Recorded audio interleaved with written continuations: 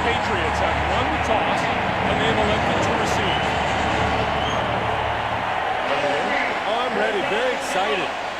The fans were sitting in their seats about 30 minutes before kickoff, waving those towels, and it's just a great atmosphere for a football game.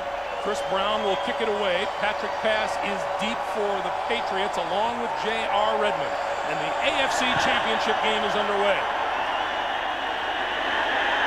5 yards deep into the end zone. Patrick pass will not run it out. And New England will have the ball first down at their own 20-yard line as you look. Those butterflies early today. The Patriots are going to come out, throwing the football, get rid of it. That's what he said the key is for him. Don't take the sacks and look for the football to go down the field early and often. The Patriots begin with an I formation behind Brady. Movement up front. Penalty markers fly. This play doesn't count, although Brady completes the pass over the middle. But right away, what happened?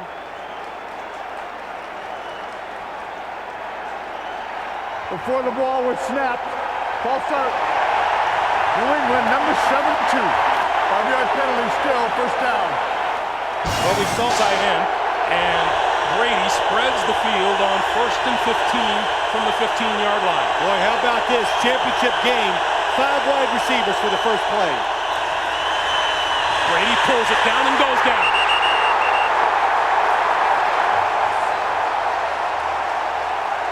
Aaron Smith, number 91, led the charge. The Steelers run the three. There's Tim Lewis, defensive coordinator for the number 1 ranked defense in the NFL on the year. Brady gives, and straight ahead is Antoine Smith for very little. Well, Tom Brady made a nice decision on his first pass. He looked down the field, 5 wide receivers.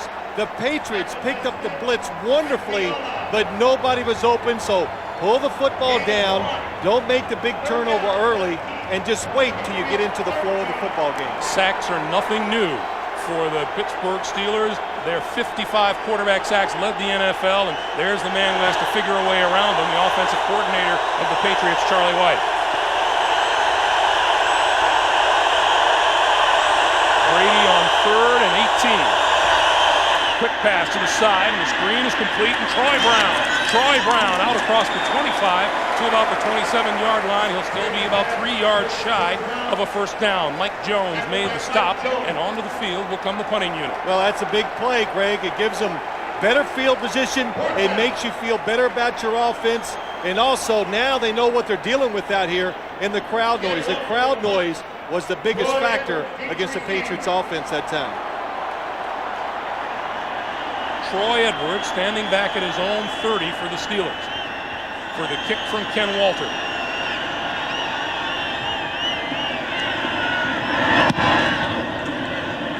Walter floats it high, and Edwards drifting back. It bounces at the 25-yard line, takes a Steeler bounce, and rolls out of bounds at about the 27.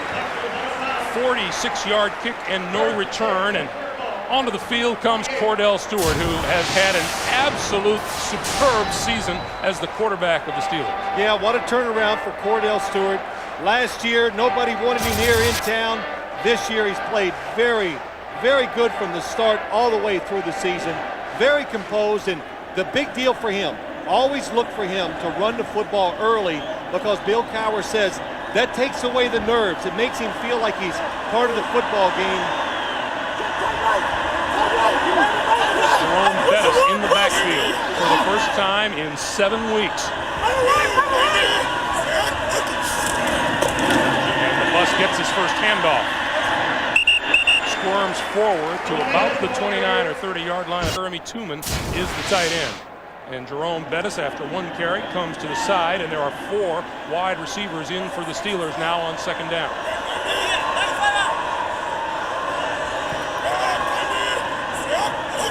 From the shotgun, Stewart throws, and that's incomplete, intended for Plexico Burris, trying to hit him on the back shoulder, and it'll be Fan who runs the Patriot defense. This is what the Patriots want, 3rd and long, so they can give Cordell Stewart a lot of different looks, and here comes the blitz. Stewart has time, throws incomplete at the 40-yard line, intended for Hines Ward, who slipped as he tried to make the catch, and so it'll be a 3 and out for the Steelers. Well, both teams did a very good job of picking up the blitz. New England comes with 2 extra blitzers. They get them all at the line of scrimmage. Cordell Stewart, plenty of time to throw it. Both of his throws were off lines. That's just nerves starting out in a big game. Troy Brown drifting back to the 20-yard line. Nice move at the 30. And reaches the 45-yard line. Troy Brown, the NFL's leading punt returner, with a 25-yard return as we take our first time out. As you look at Tom Brady's incredible second-half numbers from last week's game, Tom Brady was as relaxed a young quarterback as you could possibly imagine when we talked with him yesterday. Fine field position for New England at their own 45. Brady on the move, throws over the middle, in and out of the hands of his intended receiver, J.R. Redmond. Well, Greg, you were right when you're talking about Tom Brady. I looked at him yesterday when we were talking to him. I said, you know, Tom, you guys cannot run the football against the Steelers defense. And what did he do? He looked at me, gave me a little smile, and he goes, I guess that just means we're going to have to throw it. He's excited about it, but what we've seen here early, physically, they're picking up the blitz, they're getting in the right positions, but they are not keeping the pass rushers out long enough for Tom Brady. On 2nd and 10, Antoine Smith straight ahead for a couple, pulls his way to about the 48-yard line. You know, as we talked to Tom Brady about that comeback that was made in the second half in the snowstorm last week, he said when we were trailing by 10 with 9 minutes to play, everything that is supposed to kick in at that time of the game kicked in perfectly. Yeah, it did. They had to have about 10 different things go right for him, and all 10 went their way. That's why they won the game in overtime. But again, the Steeler defense, you watch it on film, you think you can do certain things against it, then you line up against them, and you go, oh man, they're a lot better in person than it looked on film. 3rd and 7. And a whistle and a flag, and this play will not count, although Brady will unload it anyway.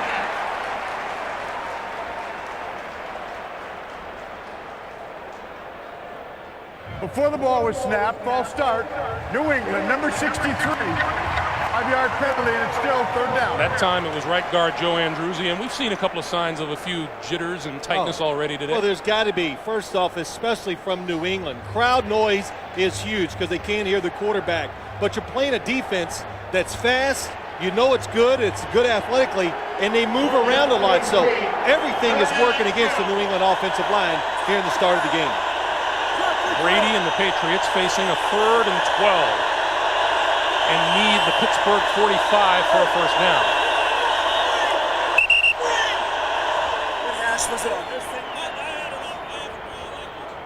And our first You were going to say our first gathering conference of the day. There you right. go. Well, they want to know, hey, how was last night? Was it a good night? Did you have good food?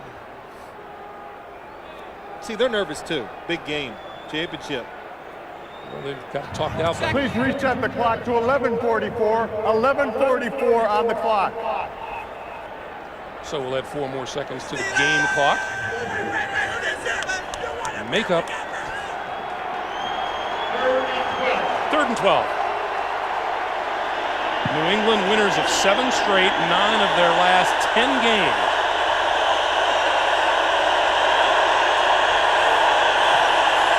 J.R. Redmond is the lone back alongside Brady. No blitz this time. The pass over the middle is complete. Redmond spinning at midfield and goes down and is a good 5 yards shy of first down yardage. Well, the Steelers, they know it's 3rd long, so they're going to play safe defense. They're going to make Tom Brady throw the football short. And when you do that against the Steeler defense, they're very good running to the football and excellent tacklers. Troy Edwards standing back at his own 20-yard line, awaiting the kick from Ken Walter.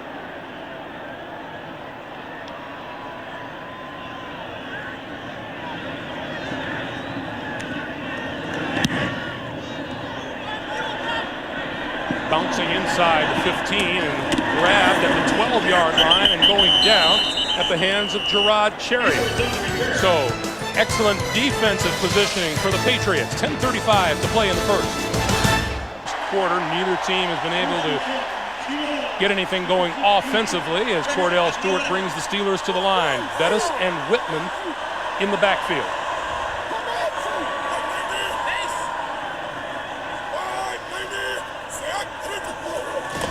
And a pitch for Bettis, and Bettis wrapped up inside the 10-yard line. Willie McGinnis was first to him, and let's check in with Bonnie Bernstein. Bonnie. Well, Greg, Jerome Bettis says that botched painkiller injection was almost a blessing in disguise this week. His running, his cutting, his burst, much better than last week. But one thing he did, he went back and looked at all 225 of his runs this year. He said, I looked at my footwork, I looked at the way I ran. I just kind of wanted to relive all those moments to try to ward off some of that dreaded rust.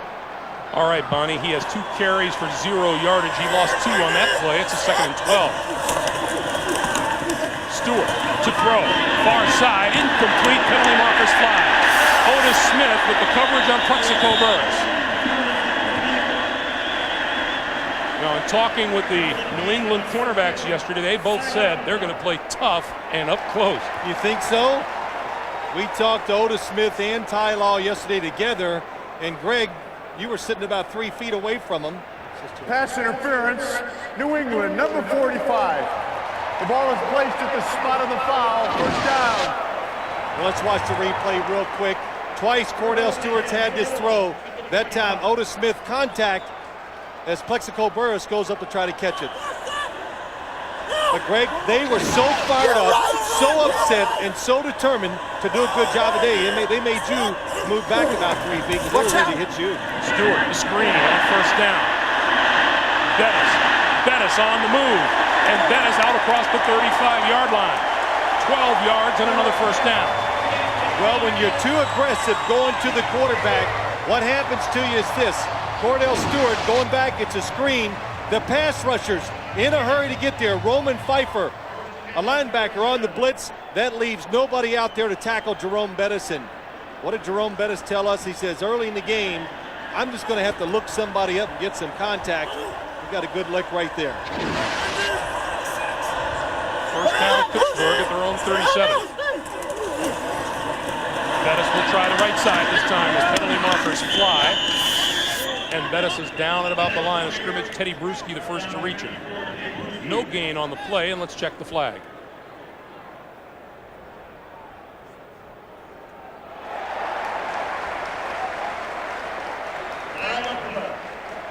I think the umpire threw the flag, Greg. Usually this is a very unusual call.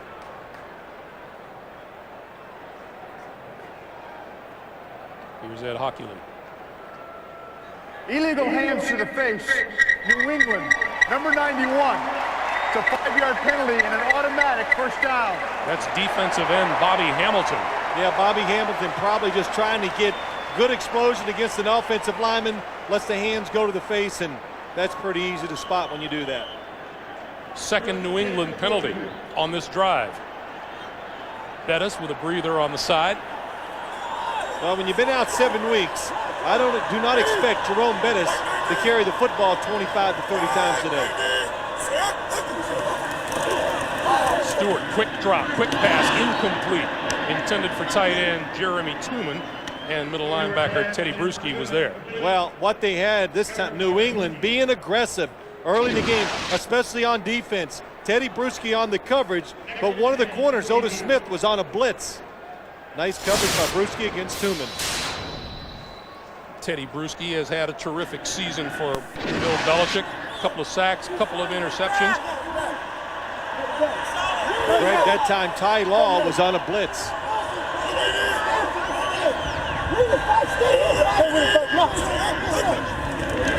Stewart lost the football. The pile up at the 39-yard line. Third down. And it appears that the Steelers recover.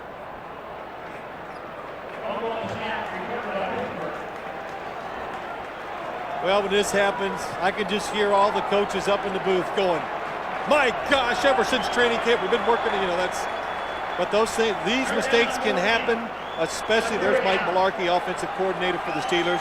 You're nervous. You're trying to identify defense. You got to play on where you got to really take a chance to block somebody from the center position. Makes a bad snap. 3rd and 13 now for Stewart, who operates out of the shotgun, and here comes the blitz. Gets it away, passes incomplete through the hands of Chris Fuamatu Ma'afala. Well, the New England defense, I said it, what they want to do, and they're doing it too, Greg. They are showing everything. It's 3rd and long, no safe defense here. Look at the linebackers, 1 from that side, 2, 6 people coming. Pretty good pickup, and look at the hit. Roman Pfeiffer gets a nice lick on Cordell Stewart.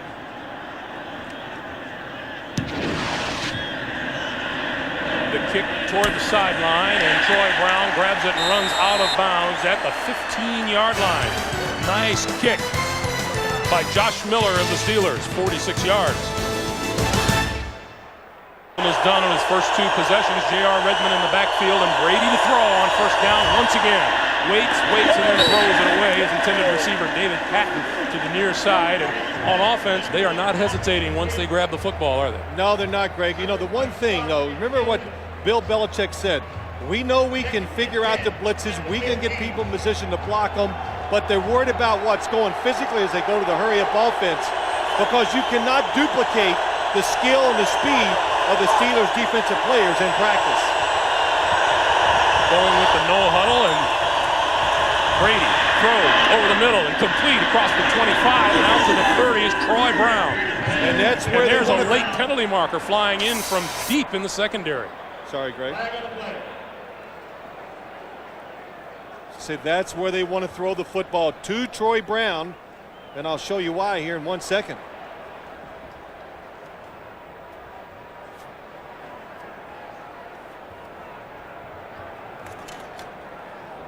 Conference number 2 of the day on the far side of the field. Greg, why they want to throw it to Troy Brown. They're going to play him inside. That puts a safety on him. Lee Flowers, Troy Brown, tremendous season. There was no face mask foul on the and was on the helmet but did not pull the mask. The play results in a first down. All right, good explanation. Let's look at the catch. Troy Brown, here he is against Lee Flowers. Nice little move to the outside, just enough.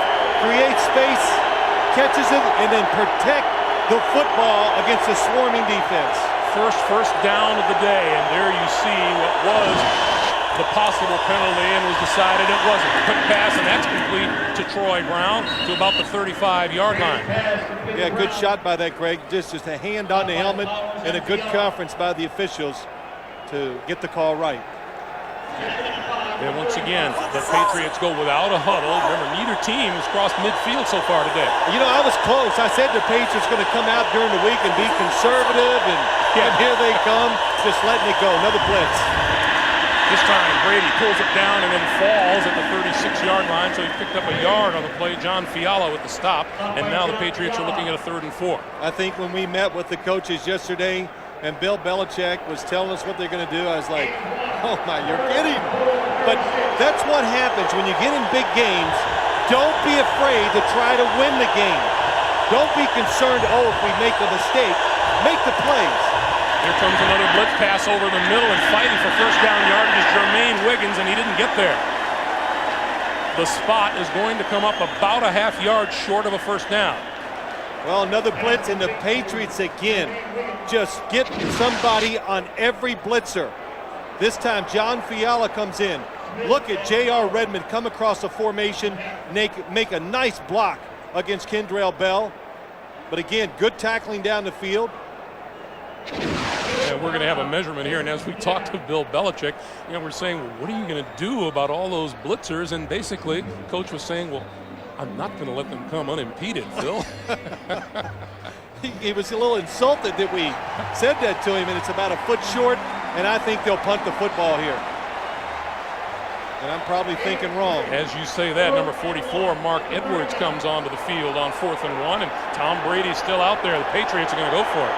And let me go on record quick here. I really disagree with this. Field position is too important. You've had a really good start to the game if you're the Patriots. You withstood Pittsburgh's initial onslaught on defense and offense. You see New England's numbers on 4th down. Antoine Smith, Mark Edwards in the backfield.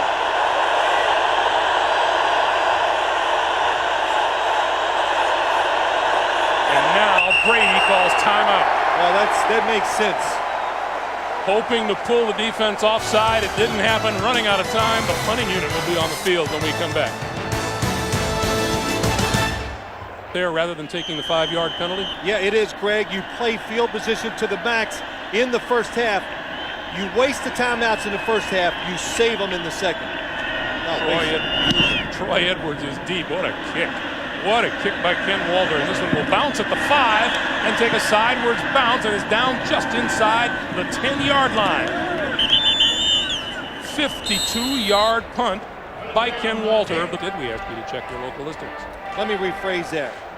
You use your timeouts freely in the first half. You can serve them in the second half because you need them in case you're trying to win the game late. You waste them in extreme circumstances. Yeah, waste is not a good word when you're talking about this game. Well, Pittsburgh has had the worst of the field position battle so far. Bettis and Whitman in the backfield now as Cordell Stewart operates from his own 9-yard line. The pitch for Bettis, trying to turn the corner. Doesn't get there. Ted Johnson led the charge, and he's dropped back at his own 6-yard line, a loss of 3. Greg, there is no doubt Jerome Bettis is not as fast and as powerful as we've seen him in the past. This time, trying to decide where to go. Well, maybe he's just not as quick and powerful because there are no holes to run in yet so far. You know, we talked with Jerome on Friday, and he was adamant as he comes to the sideline, adamant about saying he wasn't going to be missing anything. Yeah, you know what? Again, just like the Patriots offense getting ready for Pittsburgh's defense, practice speed and game speed, no matter how hard you try, they're different. Amos Zeraway is onto the field now on 2nd and 13. Stewart fakes the pass, almost gets wrapped up in his own end zone and makes it out to about the 2 or 3-yard line. A loss of 4 on the play, and it's 3rd and 17. And so far, the only pass that Cordell Stewart has completed was a 5-yard screen pass to Bettis. Well, this is the fake screen left. Sweep right with the quarterback, but the problem was it was against the blitz, and Bobby Hamilton, number 91, had him in the end zone. Cordell Stewart, Greg, you said it. He's big, he's strong, hard to bring down sometimes just one-on-one. Oh, how many times did we hear the Patriots say yesterday, he's more than a quarterback, he's another running back in the game. Well, you said while watching him warm up, he's 20 pounds from a linebacker. But he has very strong legs, helped him get out of trouble. Out of his own end zone, pass this side to a wide-open Zeraway to the 10, to the 11. And that'll be well short of a first down. Mike Vrabel made the stop after a 9-yard pickup, and the Steelers forced a kick. Well, patience. I tell you, the one thing I like, both teams on offense showing some patience, not gambling. To the other side, there's good defenses when you get to the championship game. And the Patriots, Greg, are doing everything defensively, making it difficult for the Steelers offense. Outside of that near heart attack that you had on 4th and 1, everything's been pretty steady. Josh Miller's line drive kick, and that one takes a Steeler bounce, and what a punt. That one all the way down and inside the 25-yard line. Good for a 64-yard kick, but there's a penalty marker down. Troy Brown should have caught the football and stepped out of bounds. Instead, he lets it go, hits in, and rolls another 15 to 20 yards.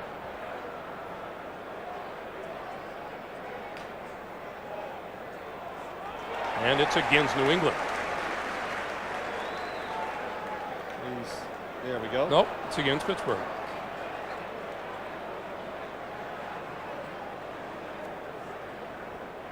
Bill Cowher saying, Ed, talk to me.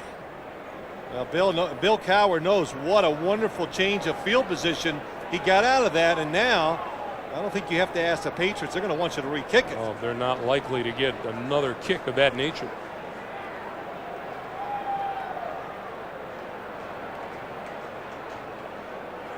Pittsburgh, number 81, went out of bounds without being pushed out of bounds, which is a 5-yard penalty.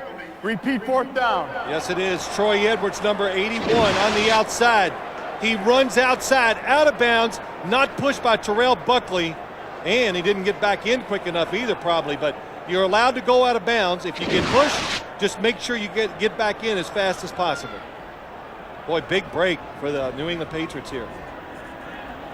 So now Josh Miller will have to kick it again. He's back at the end of the end zone. Wow, that's the first time I've heard the crowd quiet today.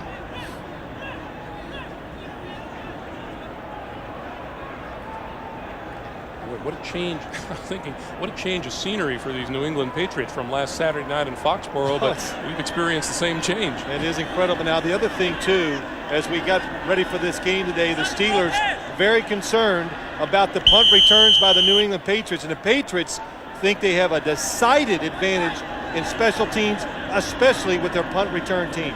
See how Miller does with this one. Down the middle. Troy Brown from the 45 to the 40 to the 30. Brown to the 15 to the 5. Touchdown!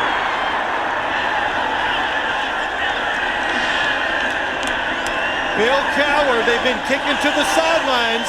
The kick before was to the sidelines.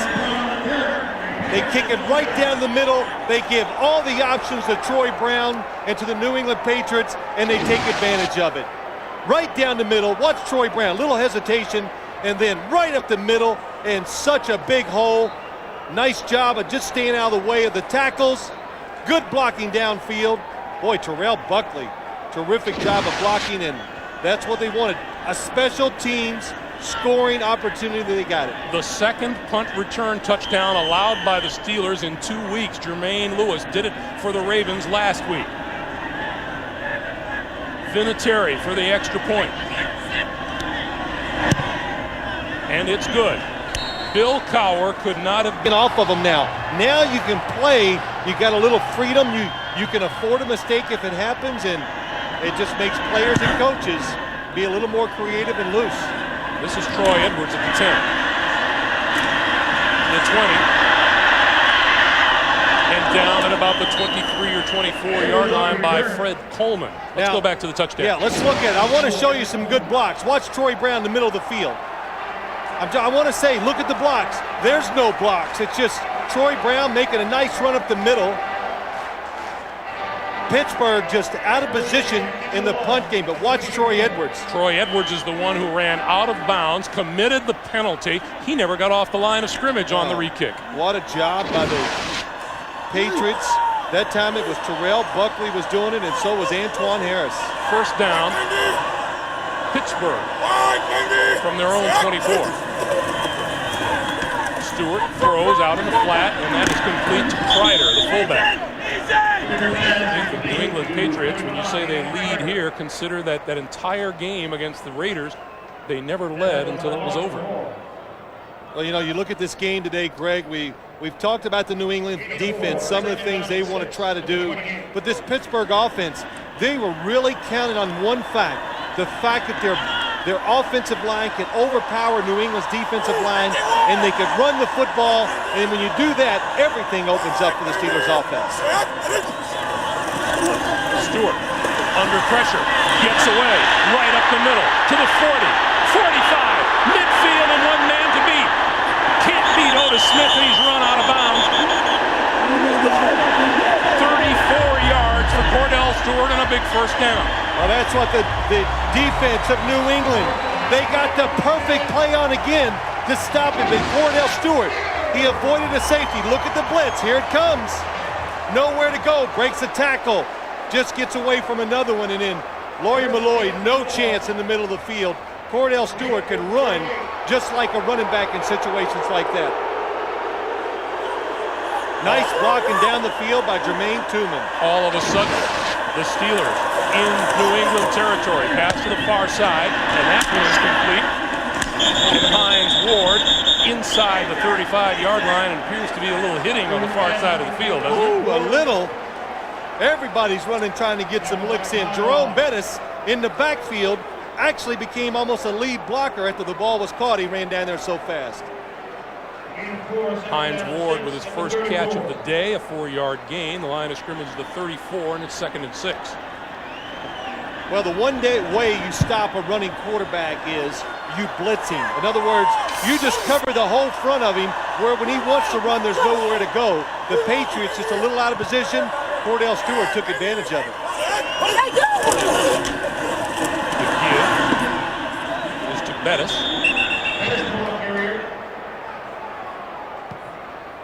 You know, we've heard so much about this confrontation, Ty Law, and we asked Ty Law about about his alleged comments, and he said, you know, nothing could be further from the truth. It was a fabrication by some writer. He said, they're very much like we are. They like to hit people in the mouth. We like to hit people in the mouth. And he said it came out that I said, we're going to go up there and hit him in the mouth.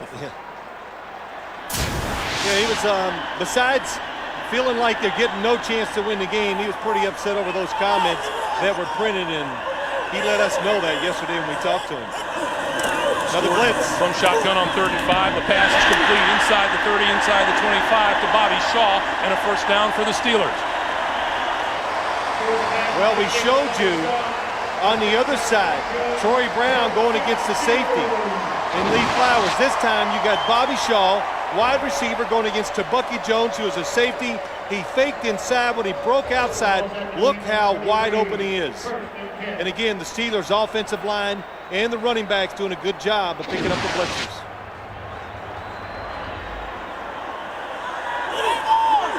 Coming down to the final moments of the first quarter here, Bettis and Kreider in the backfield. And the fake, the pass out to the side, that's complete to the tight end, Cushing. And Cushing inside the 15-yard line and very close to another first down. Mike Vrabel with the stop. So as time winds down in the first quarter, the Steelers trail by 7, but they're on the... But look at Pittsburgh's red zone off all the first 3 possessions, 29 yards, 60-some yards on this possession. Cordell Stewart has completed 5 straight passes, and he's thrown in a 34-yard run for good measure. First down from the 13. Bettis pulls across the 10 to the 9-yard line. Pick up a 4, and it's 2nd and 6. Yeah, when you look at Pittsburgh's offense, they're not that good in the red zone. They kick a lot of field goals. 29th in the National Football League.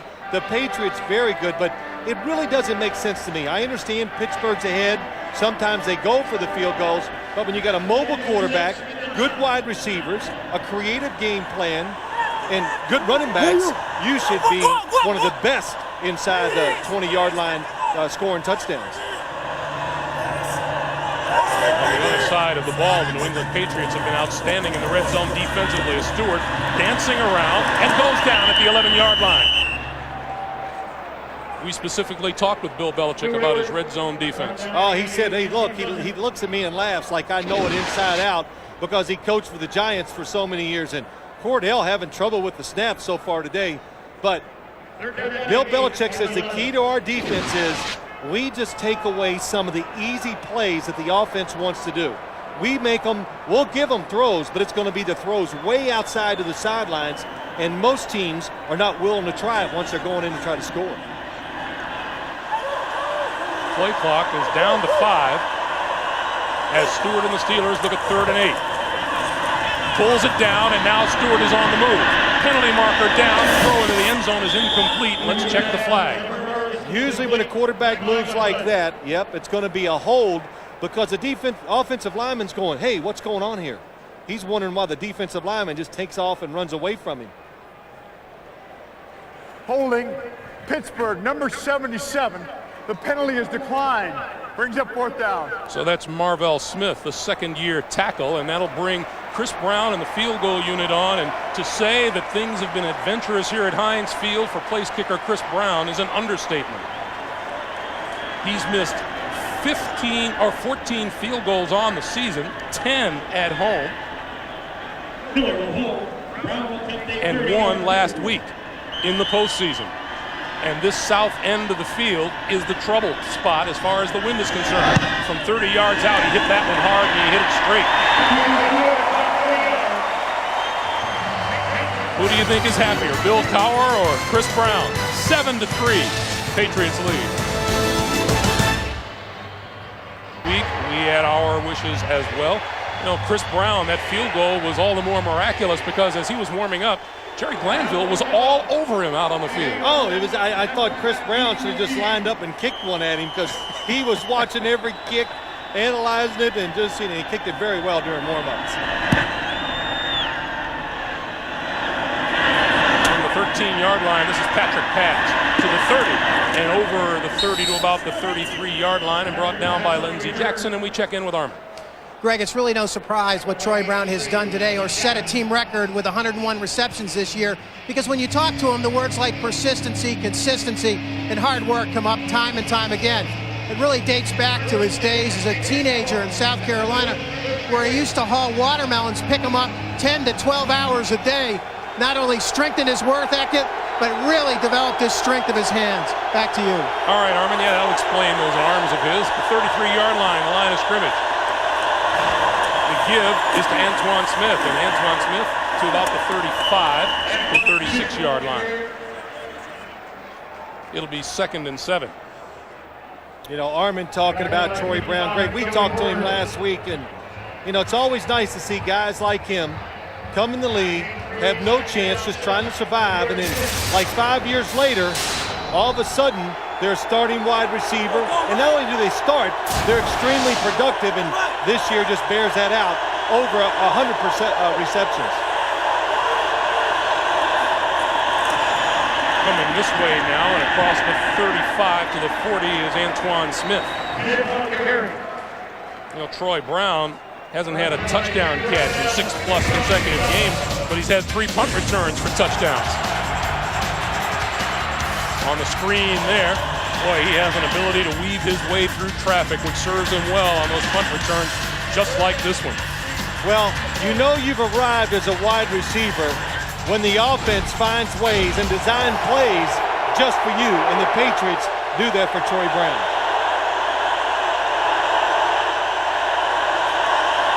Brady from the shotgun, quick pass this side, and that is complete and out of bounds to Charles Johnson, number 81. Well, you know, I keep watching this game.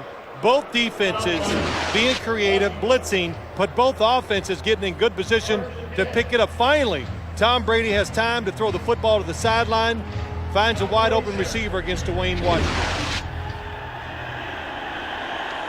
Charles Johnson with his first reception since the 25th of November. Charles Johnson, a former first-round draft pick by the Pittsburgh Steelers. Brady play fakes on first down, steps up and goes deep and has his man wide open and overthrew him. David Patton had beaten his man and just couldn't catch up. Well, Tom Brady probably had to be a little careful because he's getting ready to get smashed by Jason Gilden, so he throws it in a safe spot, and David Patton, one of the fastest wide receivers you'll see. Well, it was a late hit, really, and it was low. Nice move, but he needed to stick the football in there on a line, but just didn't make the right decision on where to throw it. 2nd and 10. Brady looks back this way and completes it to Redmond. Redmond looking for running room and runs out of room. He's down back to the 41-yard line. Kendrell Bell, the NFL Defensive Rookie of the Year, heads him for a 6-yard loss. Well, Tom Brady limping just a little bit from that hit because you could see his ankle turn on the play before. But the one thing, Greg, last week we saw, I think, at least 10 screen plays by the New England Patriots. That might be all of them we're going to see today. The Patriots knew Pittsburgh was too good on defense, too fast, and they knew they'd be working on them all week too, so not going to try too many of them. Steeler fans on their feet on 3rd and 16. Brady steps up over the middle, complete inside the 40-yard line to Troy Brown, and that's enough for a first down, and the Steelers are saying incomplete. What a throw by Tom Brady, and terrific protection allows him to get the time to throw the ball down the middle to Troy Brown. Jason Gilden on Troy Brown, not a good matchup. And now here comes the red marker. It means Bill Cowher wants to challenge this call. Well, we could not see from that angle. Pittsburgh is challenging the ruling on the field that it was a completed pass. So we go into replay mode for the first time today. Pretty big replay, too. We didn't have any good thing because we didn't have any big ones last week, did we? No, we didn't. No such thing as a little one you get in the playoffs. Troy Brown has possession, turns, hand is under the football. It comes out, but it's after he hits the ground. Let's look at it again. This is not going to be a good angle because we lose sight of the football. Let's try this one. Check where Troy Brown's hands are when he goes down to the ground. I got to get down here because of sunlight. Hand is underneath the football. Is that how you see it, Greg? I'm going to say that's a catch. And it's going to be a very unpopular decision here in Pittsburgh. Now, you know, they did kind of change this rule a little bit a couple years ago. If you remember when the Tampa Bay Buccaneers were playing the St. Louis Rams in a championship game, it used to be the ball, even if you had control, it couldn't hit the ground first. But that's not the case in this play.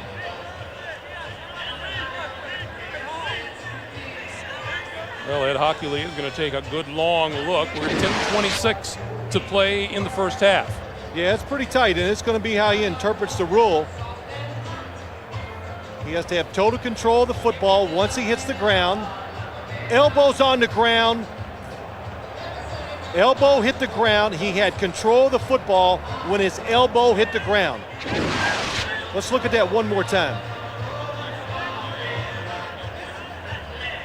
Well, Ed Hockley has made his decision. A body part, see, I didn't recognize it the first time. Watch, he catches it, total control, elbow hits the ground, you're down. Complete pass. I haven't got one of these right all year. This one I'm going to get right. Everybody's laughing at me. After reviewing the play, the receiver never had complete control of the ball. The ball hit the ground. Therefore, the pass was incomplete. The ball will go back, and it is 3rd and 15 on the 42-yard line. We'll put 8 seconds back on the clock. Please reset the clock. Let's watch it again. Does he have control of it?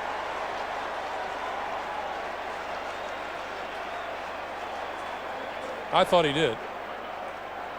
Well, you got to be on the ground to have control. But, yeah. And regardless what it is, Greg, you have to remain in control of the football even after you hit the ground.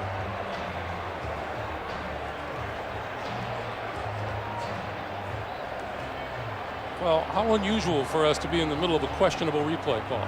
Well, that's a tough call. Yeah. Now Ed Hockley is going to explain it to Bill Belichick. Meanwhile, that wipes out what would have been a 19-yard gain and a New England first down. So the key there, even though it looked like he had control, even after he hit the ground, he has to keep it in his control at all times. And you know, the Patriots, despite leading this game 7-3, have yet to cross over into Steeler territory on offense today.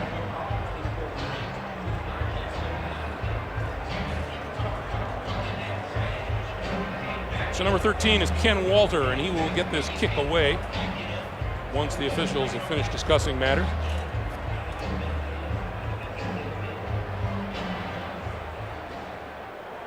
Well, Ed Hockley is going to go back. I think they're going to. We're just checking to be sure we've got the correct spot. We're not changing the ruling. Let's go see either the time or the yard line.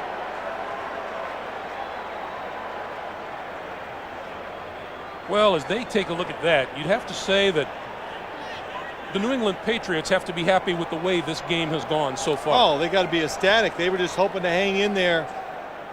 I think even on offense, Greg, they're starting to find protecting a little better and what they can do throwing the football down the field.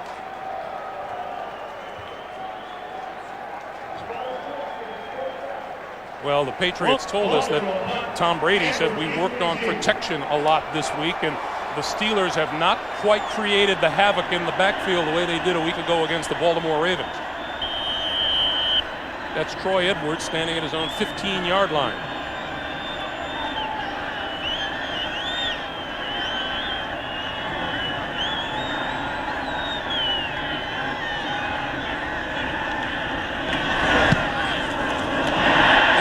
Side of his foot and out of bounds, and this is going to be the worst punt of the day for Ken Walter. 10:27 to play. Great field position when we come back to Pittsburgh.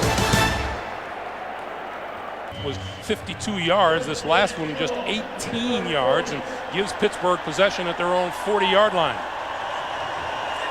Jerome Bettis, Dan Kreider in the backfield behind Cordell Stewart. Gonna go long.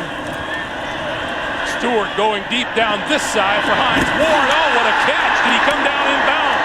The official says no. Cordell was faking like he was going to go out and they were going to snap it to the running back. He walked back underneath the center because they run that play a lot. Trying to catch New England off guard, throws it down the field. Well, one official said no, and hits the ground, the ball comes loose. After reviewing the play, as the receiver hit the ground, the ball was moving in his hands on his chest. He never got possession of the ball again until after his body had touched the ground out of bounds. Therefore, it's an incomplete pass. It brings up second down. You know what? I was even afraid to give my opinion. But Ed Hockley, let me just say this. Terrific job of explaining to the fans and everybody at home exactly what's going on and exactly what he saw in the replay and is basing his decision on. That time you could see as he was going down two that he re-gripped with his right hand, hit the ground, the football came out. It's funny, we talked about this last night too. So it's 2nd and 10 from the 40-yard line.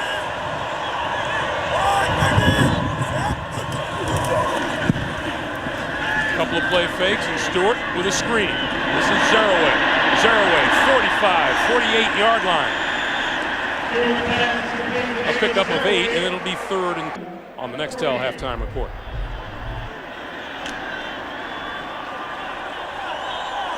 Third and 2 for Stewart and the Steelers.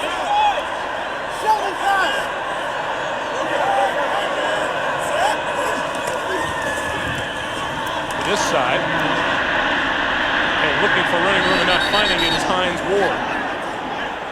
Well, Hines Ward, a player, you want to find ways to get the football to him, but New England, they know all these tricks because they run a lot of these same plays. Troy Edwards in motion, trying to get the block on the outside. Hines Ward, look at Ty Law, good position, breaks down, nowhere to go. I believe just before the snap of the ball, you heard someone yell shovel pass. Yes. So Troy Brown back just inside his own 10-yard line for the kick. Near side of the field and out of bounds. I think Bill Cowher might have made it a point. Josh Miller, please don't kick it to Troy Brown.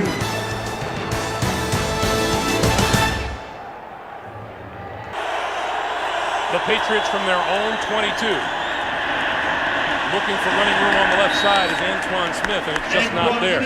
Well, you know, you've noticed a little bit of a change from the New England Patriots. They were going to come out, force it down the field, really be aggressive, but it's just too dangerous, Greg.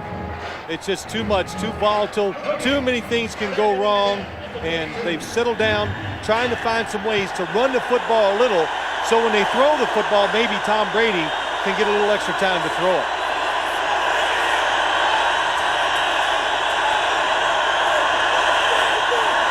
With Troy Brown in motion, Brady will throw. That's complete. And this is Brown. And Brown across the 40 and out to the 42 or 43-yard line. Boy, every time Tom Brady drops back, if you're the Steelers, just send 3 people to Troy Brown because that's about all he's looking for. They bring him in motion, the only wide receiver out, wide open. And watch this little move. Lee Flowers misses the tackle and lets him get a lot of extra yards. How's this for how much Tom Brady has relied on Troy Brown? 101 receptions on the regular season, 59 of them for first down.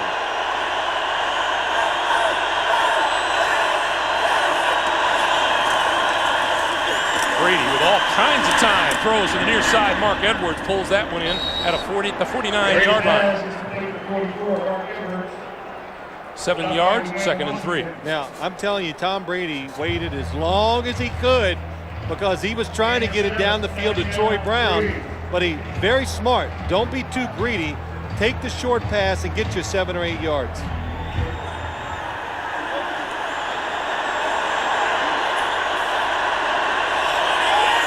Six rushes, 14 passes. Here's Antoine Smith trying the right side. Across midfield, still on his feet and down to the 47 of the Steelers.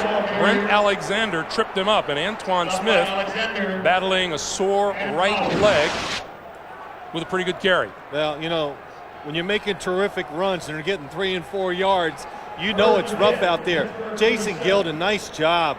Doesn't let him get outside, uses his right shoulder to take on the block, and Antoine Smith breaking the tackles and doing a good job just to pick up the first down. New England offense in Pittsburgh territory for the first time today.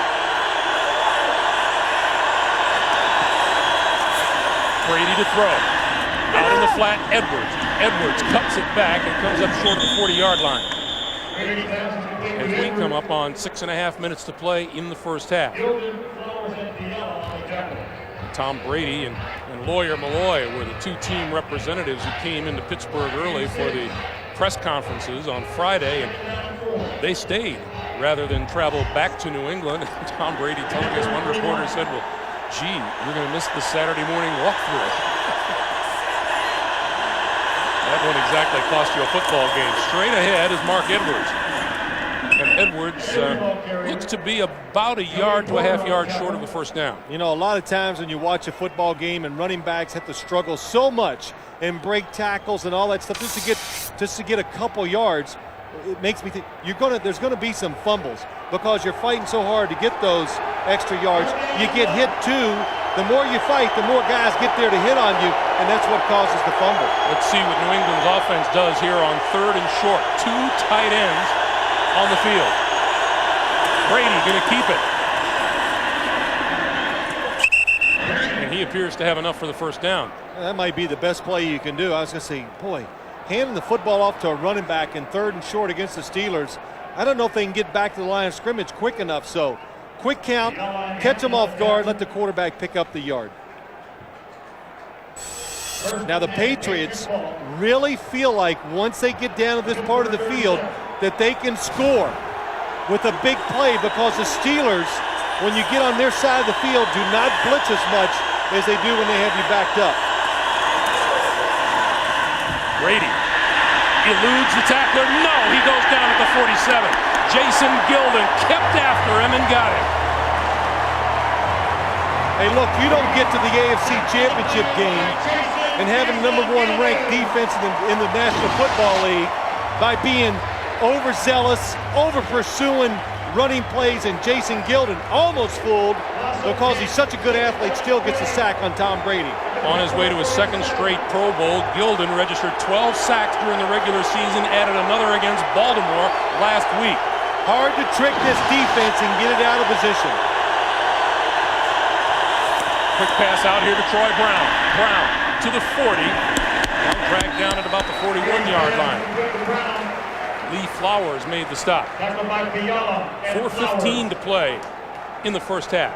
Now, you know, Greg, go back to that play before. It just took so long.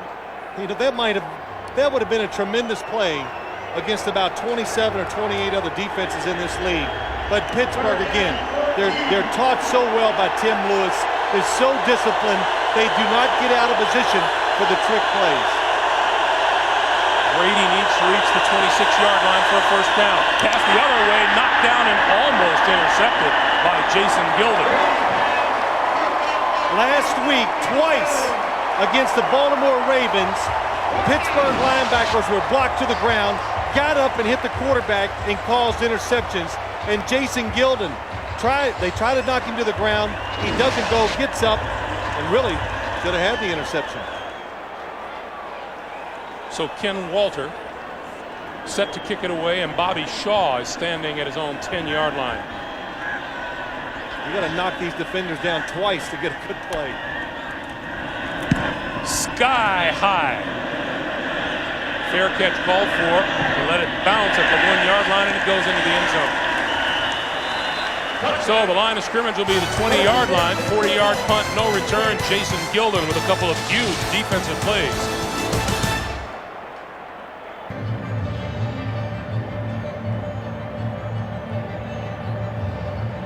The statue out front of Art Rooney, the longtime and beloved late owner of the Pittsburgh Steelers. His son Dan now operating the team and enjoying this trip to the AFC Championship game as much as anyone. 3:39 to play. 14 passes to 9 ground attacks for the Steelers. Zeraway wrapped up by Richard Seymour, the rookie, first-round pick out of Georgia, loss of 1 on the play. Richard Seymour, the Patriots, the first-round draft pick, like you said, Greg, they've referred to him as like a puppy right now because he's going to grow into one big mean dog as he really learns how to play. Look at the size, and for being that big, playing inside, able to move around, quite a factor when it comes to rushing the passer in certain situations.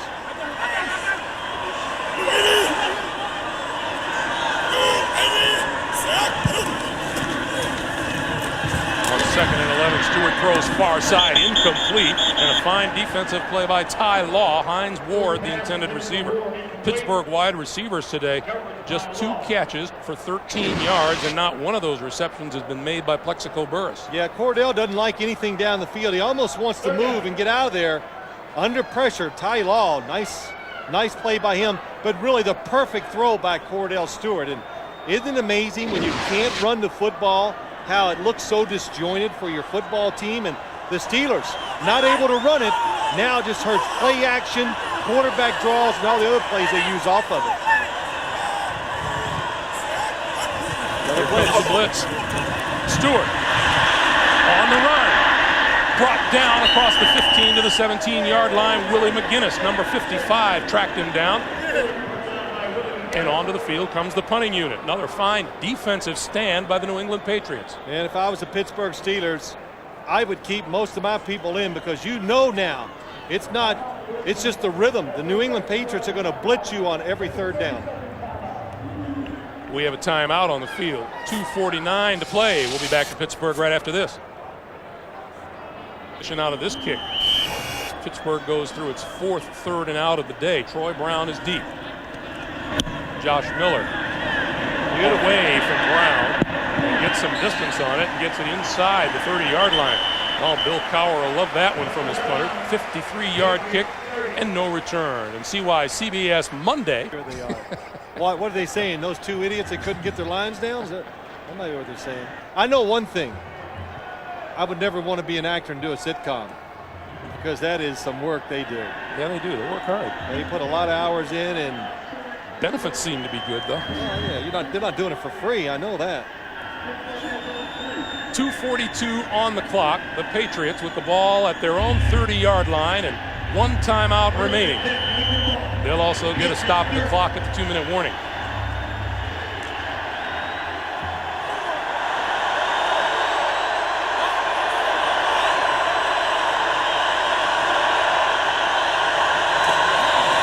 J.R. Redmond. And Redmond across the 35 moves the pile to the 36-yard line. Mike Jones, number 51. And both he and John Fiala have filled in on the Steeler defense for Earl Holmes very well so far today. Yeah, they have. They're both athletic. The Steelers, they just have a lot of good linebackers. Pass this side to Troy Brown, and if the whistle blows, this play doesn't count.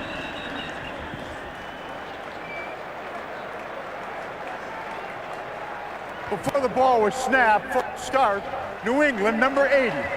5-yard penalty is still 2nd down. Troy Brown feeling that screen just a little bit before the snap.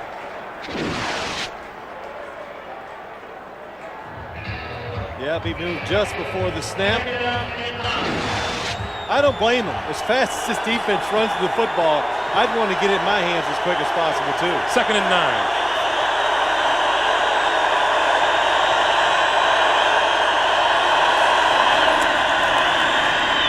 Brady, that ball is tipped and falls incomplete. Jason Gilden got his hand on the football. And at 1:59, we take our 2-minute warning with New England with the ball.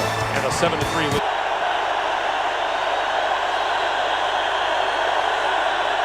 If Brady and the Patriots want points on the board before the break, they need a 1st down here on 3rd and 9. Here comes the blitz.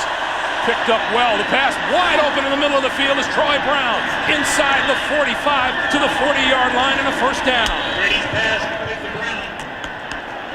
Well, the Patriots guessed right. They left everybody in to protect. You can see Tom Brady on the ground. Walk it off. And here's where you use your last timeout to let your quarterback get healthy. But look at the blitz pickup. Excellent. 2 times today he's been hit low. That was number 41, Lee Flowers. You know, you're not allowed to go low on a quarterback, but it looks like Lee Flowers did not have much choice. To get to the quarterback, he had to go low. You'll remember Brady came up limping earlier from a hit as he dropped back to pass. And Drew Bledsoe has come onto the field. Drew Bledsoe, who left the team in week 2 with a chest injury and replaced then by Brady. And now Bledsoe with a walk to the far side of the field. Well, you know, Greg, the fact that Tom Brady is still limping, and probably limping worse, is not a good sign. Watch the hit. And it's just so hard to guess, and I'm not even going to do that. Then both knees really buckle, gets twisted. But sometimes when you get hit like that, you can walk it off, and you can see they're going to be okay. But as he was going towards the bench, he actually started limping more. I think there is Patriots owner Bob Kraft. Boy, what a tough spot for Drew Bledsoe. It took Tom Brady, I thought, a long time to get in rhythm and feel the pressure of the defense and start performing well. Drew Bledsoe been on the bench, like you said, Greg, for so long. And as you take another look, Drew Bledsoe's numbers on the year, he has thrown just 66 passes, completed 40 of them for 400 yards, 2 touchdowns, 2 interceptions. This is a first down. Bledsoe throws, complete at the 25-yard line to David Patton. What a throw by Drew Bledsoe.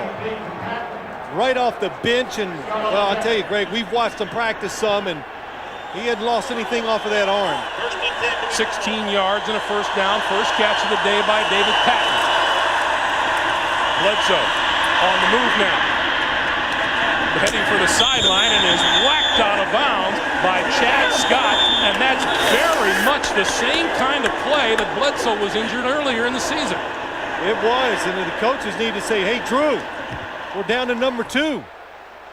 Tom Brady heads off the field, and let's go back and listen to this hit on the sideline.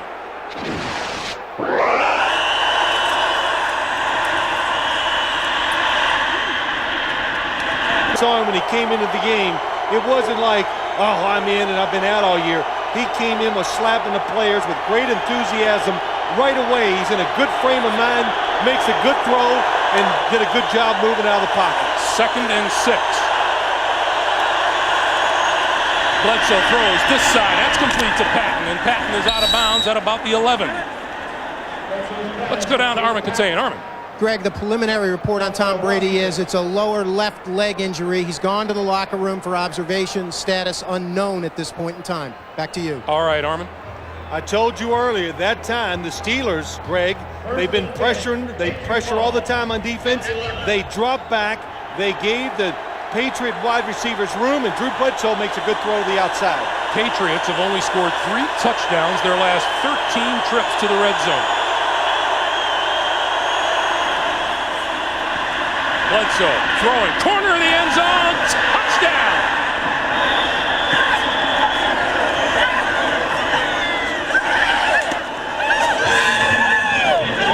Celebrations in the Patriots executive box, celebrations around Drew Bledsoe on the field. Unbelievable. They put all 3 wide receivers to the right. They keep the tight end. They block it all. The Steelers blitz. Troy Brown against Jason Gilden. There's no way. I'm sorry, it was David Patton on the catch. I just figured it was Troy Brown because they throw right past to him. But good blitz pickup and another good play by Bledsoe. Vinatieri's kick is good.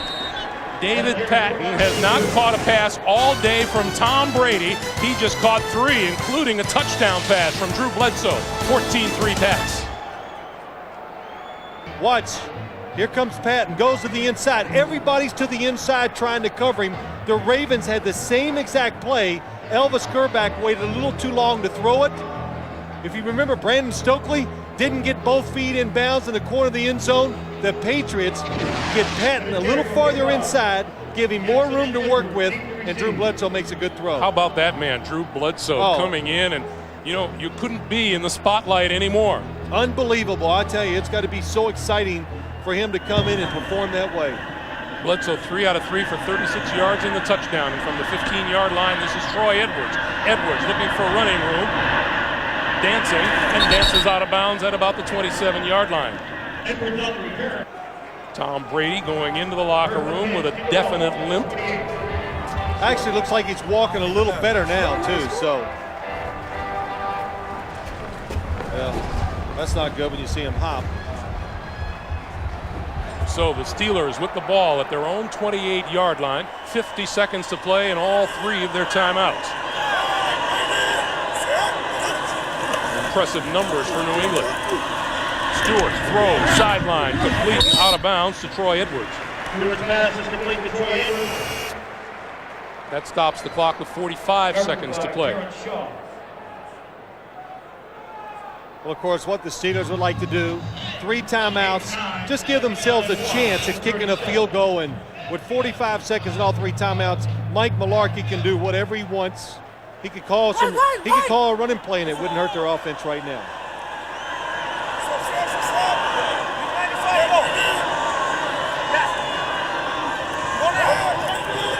Behind Ward in motion, Stewart. Here comes the blitz. Picked up, pass over the middle, and that's across midfield and complete to Plexico Burris for 16 yards and a first down. Well, I was going to say, Greg, is New England going to play it safe? On defense, no is the answer. They came with another blitz, picked up wonderfully by the Pittsburgh Steelers. Timeout is called by the Steelers. That's their first, and it stops the clock with 38 seconds left as you look at Drew Bledsoe on the side. I think Drew Bledsoe took that hit on his very first throw. He hung in there, and when he did, made the good throw over the top, but he took one underneath. Well, this is going to be an interesting halftime session for Bill Cowher. I think it's not out of the realm of possibility to think that the Steelers are a little bit shocked here. They go through a 13-3 regular season, and as we said at the top of the day, dismantled the defending champions last week. 2 things it has to make you feel a little disconnected, Greg. They're used to getting to the quarterback with their blitzes, always. Look at the number of sacks they had this year. They're also used to coming out and dominating you physically from their offense against your defense. Today, can't run the football and not getting to the quarterback consistent.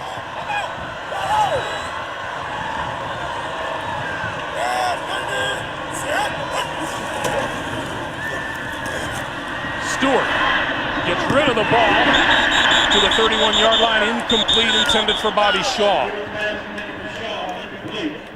33 seconds to play. Boy, Cordell Stewart hung in there. Mike Vrabel coming around and just a half a second too late. Well, the reaction you're getting from the fans is... Yeah, I did not see the replay. It's on the board. Let's take a look at it. Under 2 minutes, it's being reviewed automatically upstairs. Remember, under 2 minutes, the officials upstairs do the reviews. And the whistle blows before the play is snapped. Paging Mr. Hockley to the camera. You know, but Bobby Shaw didn't do he wasn't over aggressive that he caught the football, so I just figured he wasn't upset about the incomplete call. Let's take a look. Nice throw under pressure by Cordell Stewart. That shot looks like both arms are under the football. It's got to be. Now we're reviewing the ruling on the field to determine whether the pass was complete. Wow. It has to be conclusive. In that time, it looked like to me that it hit his hands, bounced up, and he caught it. Well, Bobby Shaw is in his 4th season out of the university. You know, just to talk about Cordell, as Ed Hockley keeps looking at the replay, everybody keeps saying, hey, that Cordell really matured this year. And I always, Greg, what do we talk about? I just say, look, Cordell Stewart's got good ability. You bring in a Mike Mularkey, you run an offense that's good for his skills. You give him a good quarterback coach, Tom Clemens. Now you tell me the answer why he's playing a lot better. You know, yeah, I know he has matured and he's doing some things better, but he's being coached to bring out his skills, and that's why he had a good year.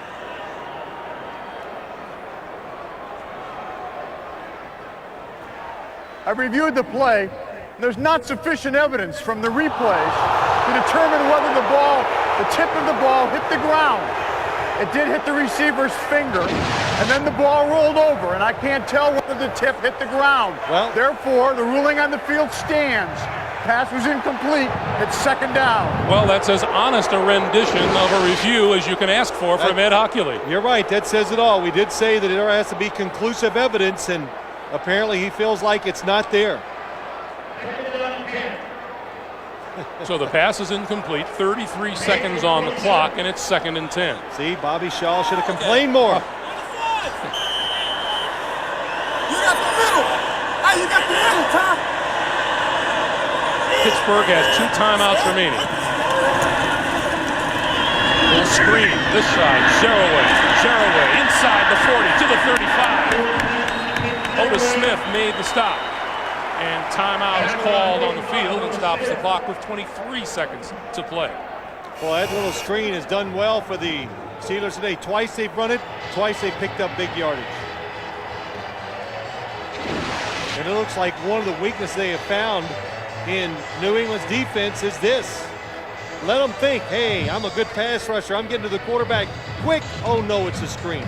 Did you see at the bottom of the screen there the shot that Otis Smith gave Plexico Burress coming off the line? These New England cornerbacks have played tight, tough football here in the first half. You know, though, I will say this. Usually we talk to some players, they never give credit to the other side. But talking to Ty Law and Otis Smith, they both, I asked them, are these Steelers wide receivers as tough as we all make them out to be? And they go, yeah, you know, they're pretty good. They block down the field. They stay with their blocks and all. He says, I give them credit. They play hard and fight hard. Ty Law also says when you're playing the Steelers, you have to cover longer because of Cordell's ability to dance. Different look, 3 down linemen. First down pass, far side. It is incomplete and almost intercepted by Terrence Shaw, number 22. 18 seconds to play. If you're thinking field goal, this is what you would consider the trouble end of the field. The south end of the field is where Chris Brown and other kickers have had their adventures this season. There's no doubt the wind has died down. It really was blowing quite hard at the beginning of the game and while we were watching warm-ups, but it has settled down, and so wind should not be near the factor. 2nd and 10 from the 34. Comes another blitz from the Patriots. Stewart down the middle. Incomplete. Penalty marker flies to Bucky Jones, and Otis Smith were down there. And it's against the Steelers. Yeah, right away you could just see the body language. Plexico Burress tells you he might have pushed off. Pittsburgh, number 80. Grabbed the defender and pulled him away as the ball was in the air. It's a 10-yard penalty. Repeat, second down. You know what that was, too? That is, Greg, you just can't stress this enough. Otis Smith never lost sight of the football, but kept exactly where he was supposed to be the whole play. He knew he had somebody in the inside helping him. He stayed outside of Plexico Burress. He didn't go for a fake, in good position, and probably would have had the interception if it wasn't for the interference. Oh, and what that has done is just push the Steelers out of any possible field goal chance at this stage. 12 seconds to play, 2nd and 20 in the line of scrimmage, the 44. We have one timeout. You can still throw it to the middle. Here comes the blitz. Stewart throwing, far side, incomplete. And 6 seconds now on the clock. Wow, what a turnaround. At least they looked like they were going to get a field goal chance. Now I think you have to throw it into the end zone.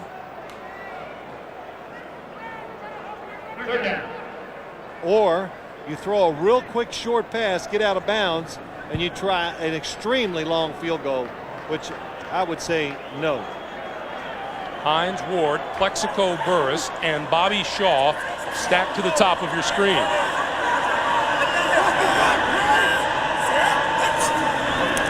Patriot defenders all falling back, and Stewart launches it downfield.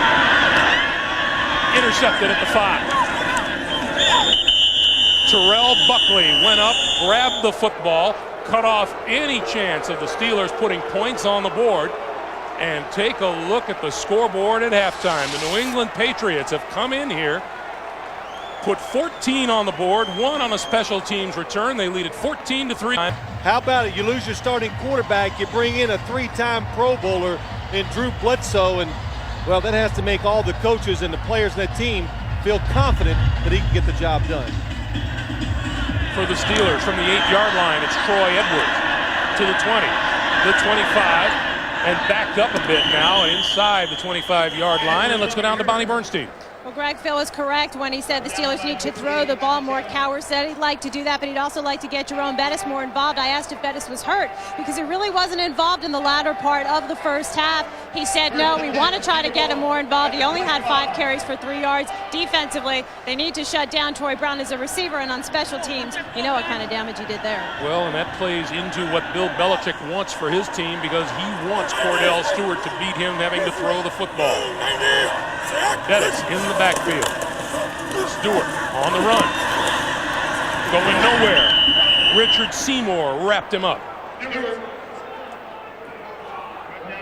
Loss of 2 on the play. It's 2nd and 12 as you look at the numbers from halftime, where the Patriots have the edge in both passing yardage and total yards. Well, Patriots have the edge in just about everything, Greg, and Pittsburgh trying to get Cordell involved right away.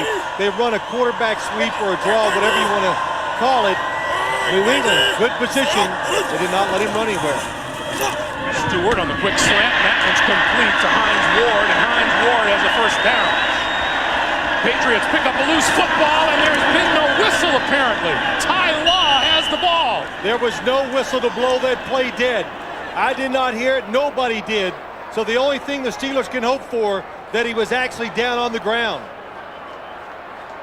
Ed Hockley is down at the 15-yard line of the Steelers. Let's take a look.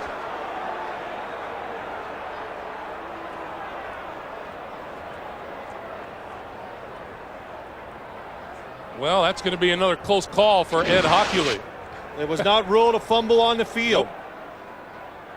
The ruling on the field is that the ball came loose before a knee touched the ground by contact. Therefore, it's New England's ball, first down. Well, what could happen, even if Bill Cowher challenges it, maybe we'll see some more replays, but there's got to be conclusive evidence, Greg. That would be the big one, because when you saw him rolling over, we lose sight of the football. Watch Hines Ward. Well, Bill Cowher just cast that red flag onto the field, so he will challenge it. And there is a little doubt as you could see the arms move before his knees hit the ground. See, when I say all these things, I look for approval in the booth. I saw a lot of people shaking their heads like, yes. Well, we've spent the season with you. Meanwhile, Bill Cowher has gone to the sidearm delivery now with the throwing of the red flag. Ruling on the field that the runner was not down by contact. And it had to be moving before that. Next time I go to Vegas, you stay home, okay? No, I still was right in that first call.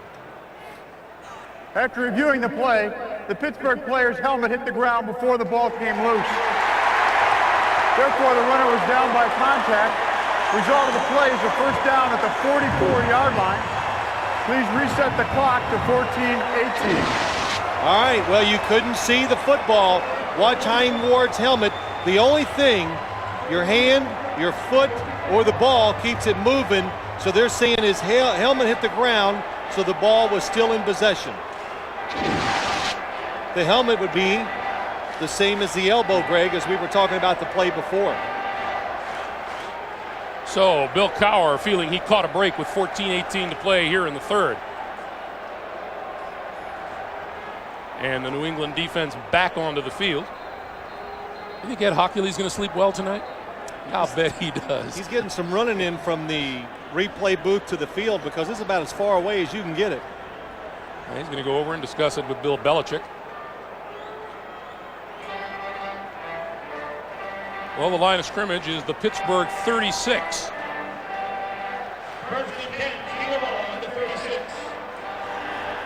In a game that has been contested the way this one has been so far, the Steelers may have dodged a bullet there. Bettis and Whitman in the backfield.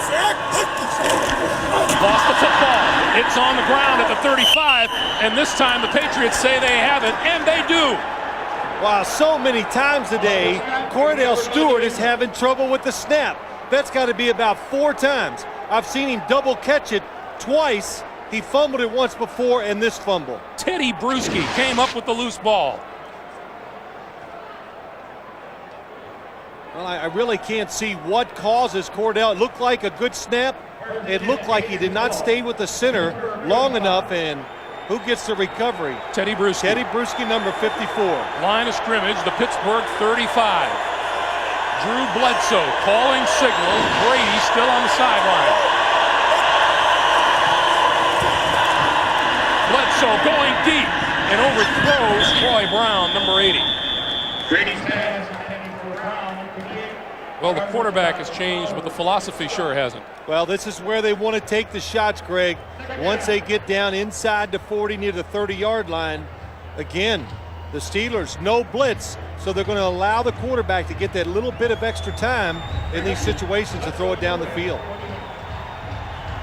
Tom Brady, taped at halftime, a spectator here in the second half so far. New England's offense goes to 5 wide receivers on 2nd and 10. That will be David Pack. Pack dodges the first tackler and is wrestled out of bounds at the 33-yard line. Chad Scott was the first man to hit him. It'll be 3rd and 7. Well, I'm just thinking about as I watch the game, Drew Bledsoe. I was thinking about, you think about the game the night before, even as an announcer like a player does, and I thought about Drew Bledsoe last night going, wow, what a tough season that he's had to endure. But a lot of Patriot players and coaches give him credit for not being a distraction in the tough situation like he's been in. Even Tom Brady told us earlier this season it hasn't been a distraction thanks to Drew Bledsoe. 3rd and 7. Oh, look at the protection, and now it breaks down, and he throws it and flips it over his head. There's a marker down. And a second marker is down. He must be feeling good.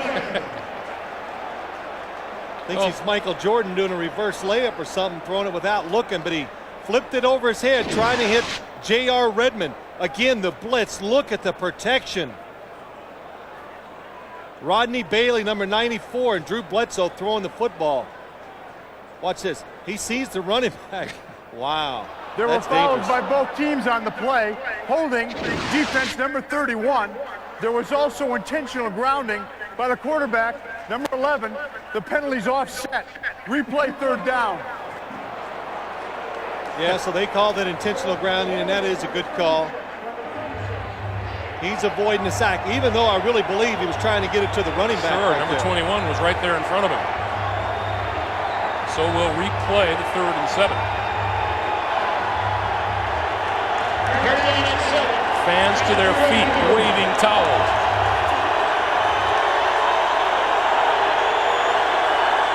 Steelers have not trailed at halftime all season long in this stadium.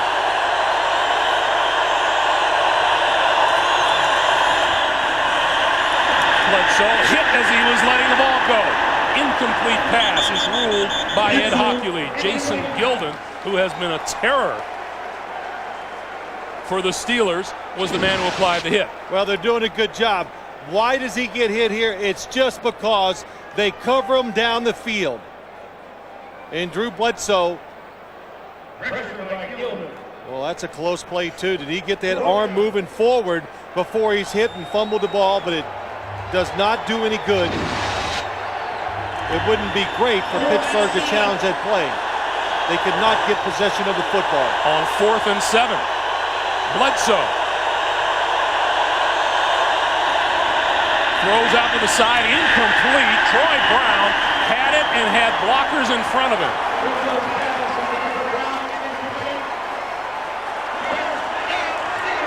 Let's keep this 4th down attempt in mind. 12:55 to play in the 3rd. We're coming back to Pittsburgh after this. Thursday on CBS. For 7 years, no drama had beaten ER until CSI came along. See why it's the most watched drama of the season. Don't miss an all-new CSI Thursday here on CBS, America's most watched network. From the 32-yard line. Stewart to throw. Down the middle, complete, close to the 50-yard line. Plexico Burress. First down, Pittsburgh. Well, that might be as comfortable as I've seen Cordell Stewart all day long. Finally gets some protection, gets a receiver who's open, and just throws it perfectly into the chest of Plexico Burress. On the outside, Otis Smith is on the outside of the receiver, so where they want to throw it, you want to throw it inside. How about that hand-to-hand combat between Hines Ward and Ty Law? Burress just 2 catches for 31 yards.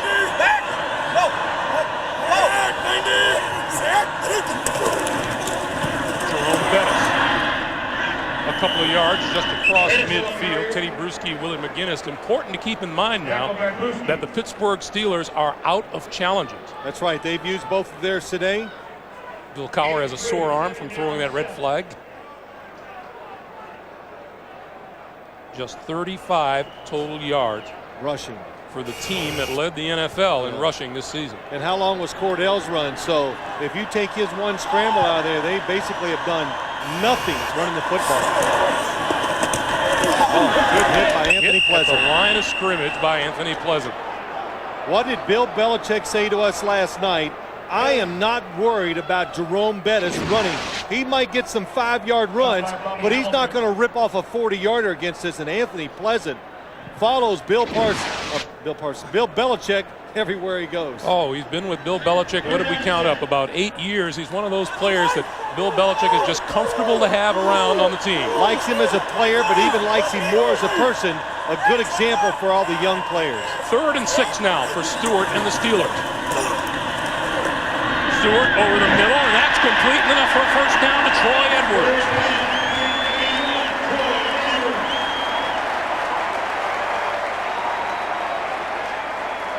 Nice job again, Cordell Stewart, just being patient. Doesn't get nervous. You know, maybe a year or two ago, he would have broke out that quarterback pocket a little too early, but this time, all the way from the outside, the Patriots matching up. Troy Edwards does not catch a lot of balls, so they put Shaw on him, who is the 4th defensive back. From the 42, penalty markers fly. Stewart over the middle, tipped, intercepted. Bucky Jones has the football.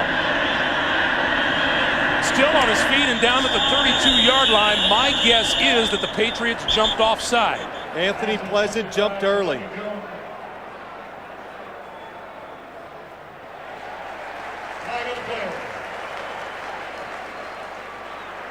Offside. New England, number 98 in the neutral zone at the snap. That's a 5-yard penalty. The interception is overturned. Repeat first down. Well, Bill Cowher sees another break come his way. 10:04 to play here in the 3rd. Well, if I was the Pittsburgh Steelers, I wouldn't even think of running it. Well, maybe now, 1st and 5, you can sneak a run in there. Look at Cordell Stewart's numbers. Playing pretty well today. Well, you have to be impressed by this defense that the New England Patriots have thrown up here this afternoon.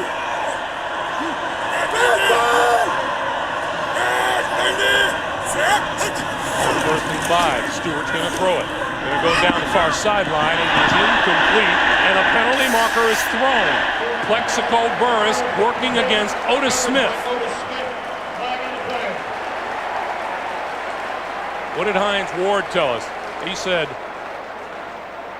Cordell Stewart has become so comfortable with Plexico Burress, if he sees him one-on-one, he'll throw it up there and let him go get it. Well, because he's smart. That's why, because look at Burress. Otis Smith, not one of the small corners in the league. Interference, New England, number 45. The ball is placed at the spot of the foul. First down. And Plexico Burress, Greg, is such an intimidating and such his size. It's easy for a quarterback to throw those footballs up to let him go over the top of the defensive back or stop and make the throw that you throw behind him. Plexico Burress has scored 7 touchdowns in his last 11 games. First down from the 21.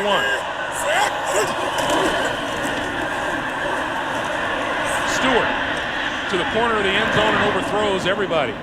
And that was Otis Smith over there, who appears to be following Plexico Burress all over the field. He is. He's matching up against him, and they're putting Ty Law on Hines Ward. But again, Otis Smith, knowing the defense, knew he had help inside, and Burress is making moves, but he's not going for him because he knows he doesn't have to.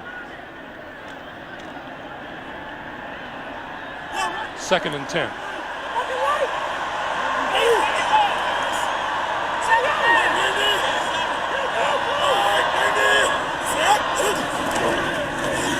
Stewart on a draw to the 17. Boy, did you see how tight Otis Smith was on Plexico Burress? I tell you, I don't know. I'm very impressed with what they've done against Cordell Stewart's runs. And, you know, when you talk about it, well, how does a quarterback in his runs, how they become so effective? Well, you think about it this way. You have an extra blocker. Usually the defense can outnumber you. But when the quarterback runs, you get your extra blocker to help him, and it makes it easier for the offense to get those holes, get them blocked, and that's why he's been very good at that. A big 3rd and 5 for Stewart. Throw. Incomplete and almost intercepted by Willie McGinnis. Broken up by McGinnis. 4th down. I didn't even see Willie McGinnis. I'm watching the receiver. It's Burress. He's open. McGinnis covering the back. Does a good job falling off and getting his hands up. So here's Chris Brown to attempt what will be about a 34-yard field goal. He hit a 30-yarder at the other end of the field earlier. That was blocked. Rolling, picked up by Troy Brown. It's number 23. And that's Antoine Harris. And Antoine Harris has taken it to the end zone for a touchdown. Troy Brown picked it up and laterals it to Harris. What a play by Troy Brown. And another special teams touchdown for the New England Patriots.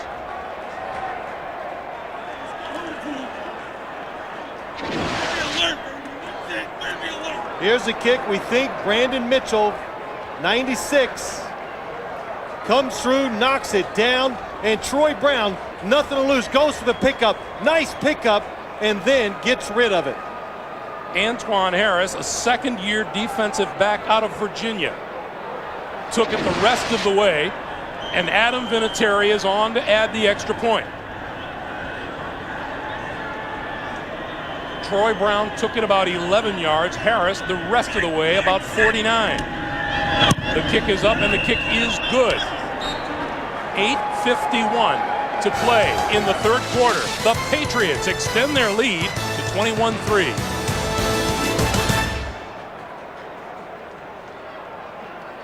Don't think it's looking so terrific right now. Their Steelers trail 21-3. Troy Edwards, Lindsey Jackson are deep. This will be Edwards from the 6. Special teams. Pulled down across the 20-yard line. Tom Brady on one leg can celebrate with the best of them. We'll be right back.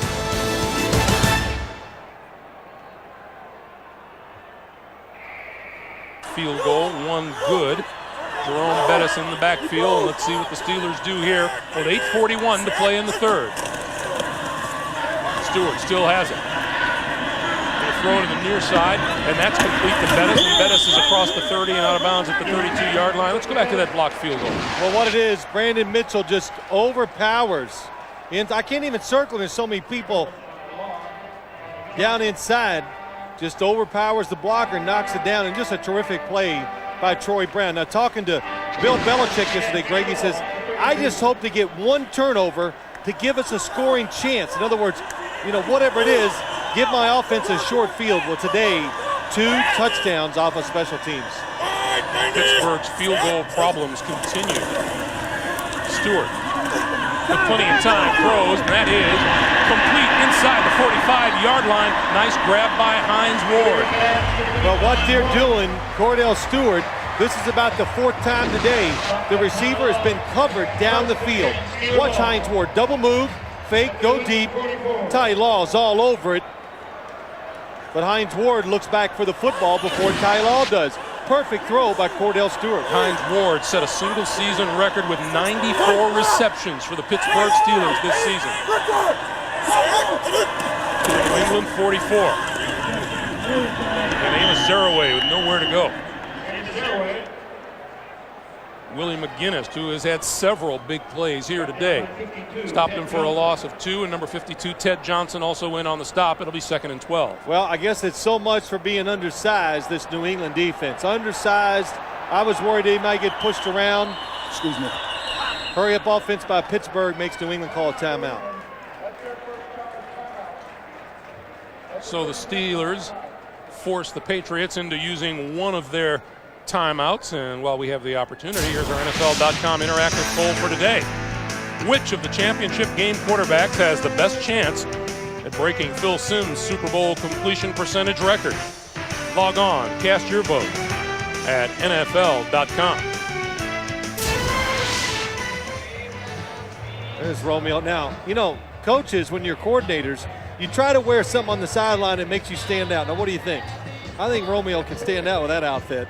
That is the brightest red jacket and shirt I've seen in a long time. Boy, there's Tom Brady. Could you have written a script like this for the Patriots so far today? 2 special teams touchdowns and a touchdown pass from ostensibly your backup quarterback, although every team in the league would love to have a backup the caliber of Drew Bledsoe. The 3rd-string quarterback is Damon Heward. He's won a few games as a starter in this league, too.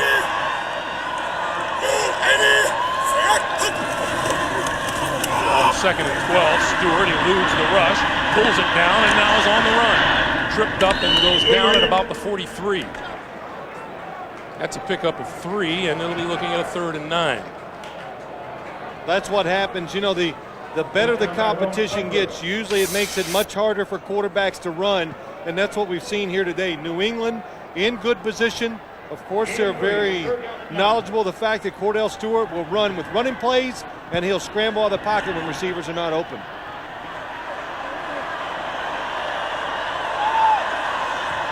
Third and 9.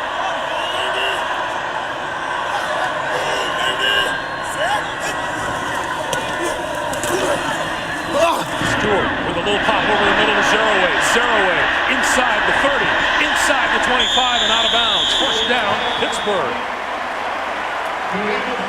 What a nice job. Cordell Stewart hanging on to the football.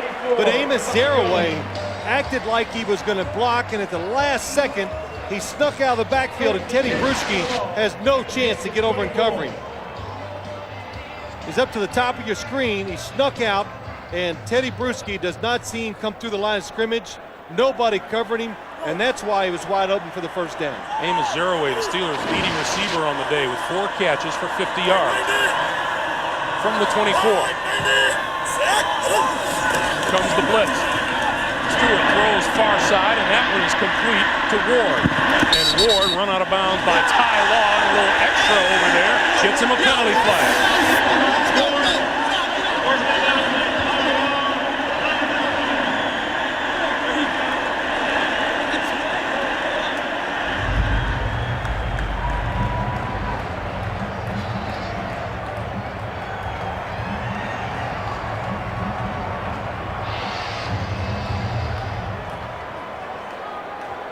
Personal foul, unnecessary roughness, New England.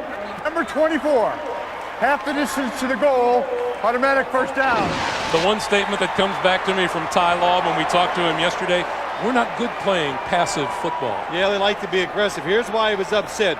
Hines Ward straight arm to his face for a long time. Patriots committed just 1 penalty in the win over the Raiders last week. That is their 8th today. Hines Ward told in training camp this year by Bill Cowher, You will be the starter. And he rewarded the coach with a solid year. First and goal for the Steelers.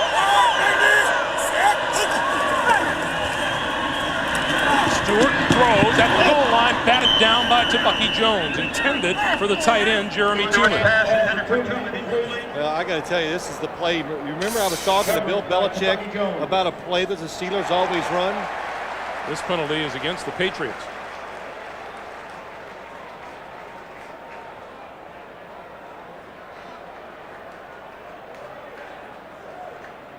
Illegal hands to the face. New England, number 91. Half the distance to the goal and on an automatic first down. That's Bobby Hamilton guilty of the foul, and it's a first and goal again for Pittsburgh. Well, you like your red zone defense, but I don't know if you're going to get to play it if you keep committing these penalties. Oh, Brian Cox looking up the receiver underneath. John Whitman. So it moves the ball now to the 4-yard line. You know, Brian Cox might have, well, if it moves, you just got to hit it.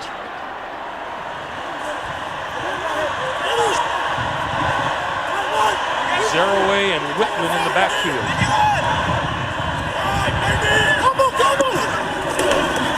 The pitch for Zaraway, trying to turn the corner.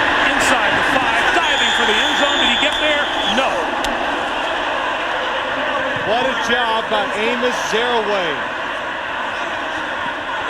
It looks like New England's going to get him for about a 2 or 3 yard loss, but with his speed, able to outrun him to the outside. Watch what happens. Roman Pfeiffer to the outside has it.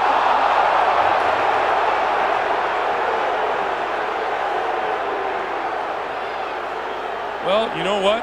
Ed Hockley would have another session on his hands, but the Pittsburgh Steelers are fresh out of challenges. Yeah, that's definitely a touchdown. It looks like he crosses the end zone line before it hits the pylon. So on second and goal.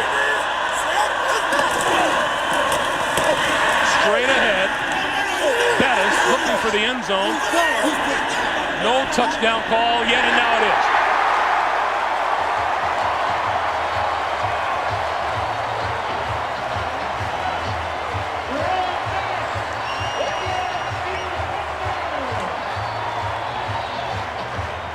Pittsburgh Steelers took advantage of the penalties.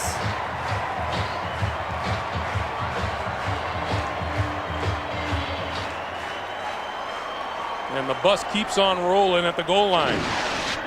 That is the 16th rushing touchdown here at home for the Steelers this season. Opponents have registered just one. That one came on the regular season finale.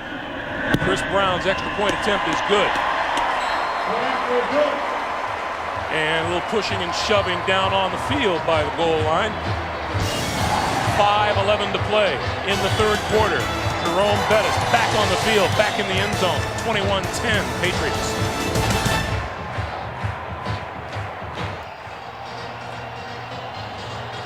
Jerome Bettis' touchdown has reignited the Steeler fans with 5:11 to play in the third as Pittsburgh pulls to within 21-10.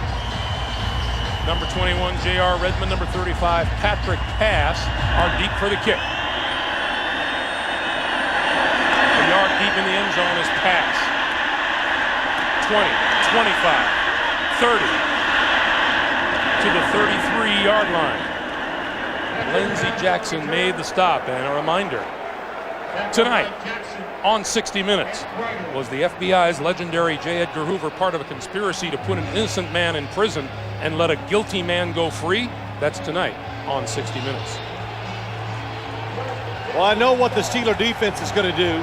It's going to be aggressive and it's angry because they're down in what happened in the first half. My question is, can the New England offense, what do you take now? What type of approach? Do you try to run it or do you stay aggressive? On the ground right off the bat.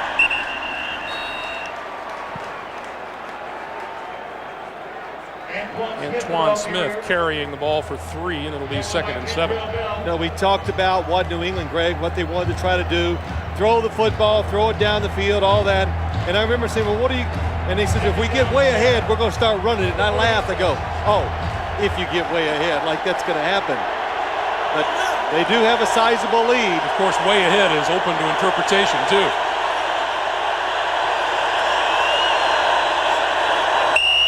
Movement before the snap.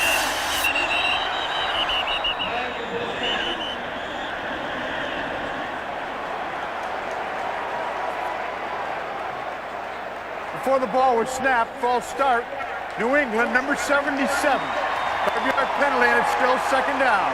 The right guard, Mike Compton, moved early.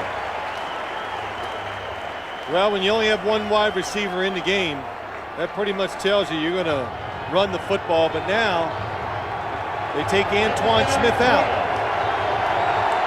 Look at the penalties. A lot of times, too, Greg, you look at stats like that, you get more penalties when you're playing a team that's more aggressive and faster. Hard to block when they get in position sometimes.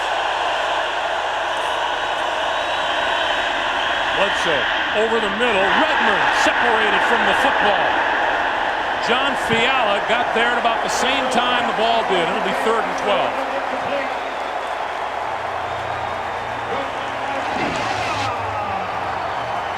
Fiala in place of Earl Holmes. In good position. Boy, nice hit. Now, what the Patriots have to watch here, and you can feel it, the Steelers getting up a little bit ahead of steam in the momentum department.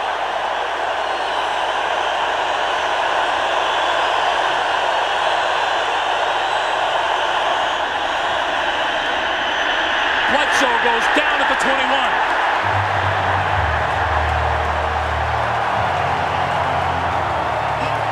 Little crossover action on the front defensive line by the Pittsburgh Steelers, and they got to the quarterback. Well, the initial pass protection is very good. They're blocking them. There's another movement up front. Bledsoe has the time, but the receivers can't get open quick enough.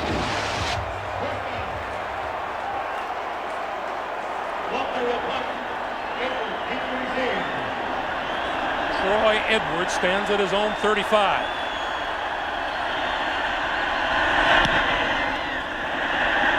Low, bouncing, taken at the 40. Coming this way, gets a big block. Midfield, going back the other way, to the 45, the 40. Pushed out of bounds by Walter at the 32-yard line. A 38-yard punt, a 29-yard return.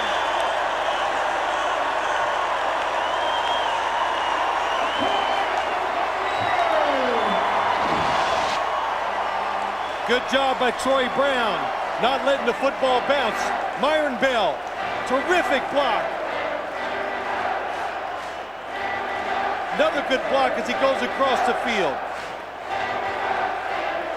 And Troy Edwards gives the Steelers a short field to work with. Boy, what did we say just a moment ago about a shift in momentum? First and 10, Steeler ball at the Patriots 32. The line of scrimmage, the New England 32. First time all day the Steelers begin a drive in New England territory. Stewart to throw. Deep sideline pattern. It is incomplete and out of bounds. Plexico Burris, the intended receiver. Well, the one thing you can never question, watch Burris, he is out of bounds. Has to jump and catch the football. Never gave Cordell Stewart enough room to throw the football, but when you talk about Cordell Stewart, you heard Bill Belichick talk about him last night, Greg. He went out to Colorado when he was a senior and timed Cordell Stewart, all the running backs and wide receivers, and he goes, wow, the fastest guy out there is the quarterback. Plus, he has a really strong arm.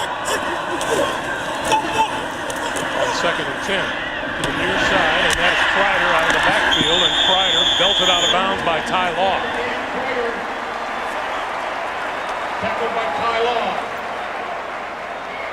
Don't want to belabor that point about a shift in momentum, but in this quarter, Pittsburgh has 10 first downs to none for New England. Well, I don't think you can overdo the point, Greg, because it's evident. The Steelers now, Cordell Stewart getting more time to throw the football. He looks more comfortable. Receivers all of a sudden are getting open. 3rd and 1. down. First down, Steelers. And you know, sometimes in situations like this, it does become easier for you. You're behind. You're the aggressor. You're the one taking the chances. And on the other side, you don't know what to do. You're backpedaling, trying to protect, hoping something goes good for you, and it becomes harder to defend when you do that. It's like the fight in the last round. He has to have a knockout to win.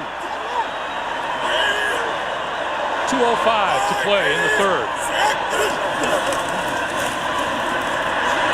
Stewart throws wide open. Inside the 15-yard line is Burris. Burris still on his feet and now out of bounds. And penalty markers are down.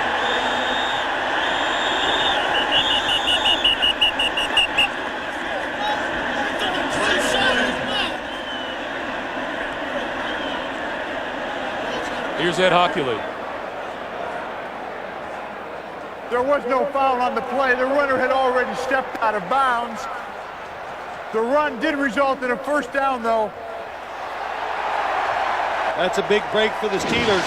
Hines Ward gets a block in the back. Here it comes against Ty Law. The runner, he says, Burris had already stepped out of bounds when the block occurred. Here it is. Out of bounds with the left foot.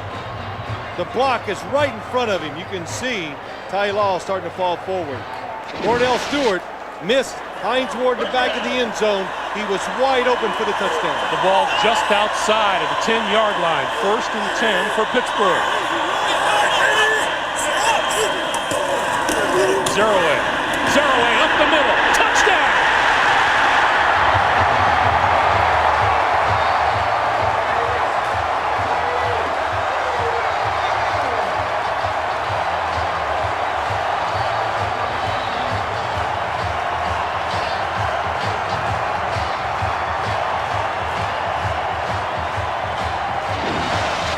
Well, you got the Patriots defense guessing. Teddy Bruschi just gets devoured by Marvell Smith on the inside, and Amos Zerouay has that little extra speed to make it work. Chris Brown's extra point attempt is good. The Pittsburgh Steelers rejoice. 1:29 to play in the third. The Patriots lead is down to 4.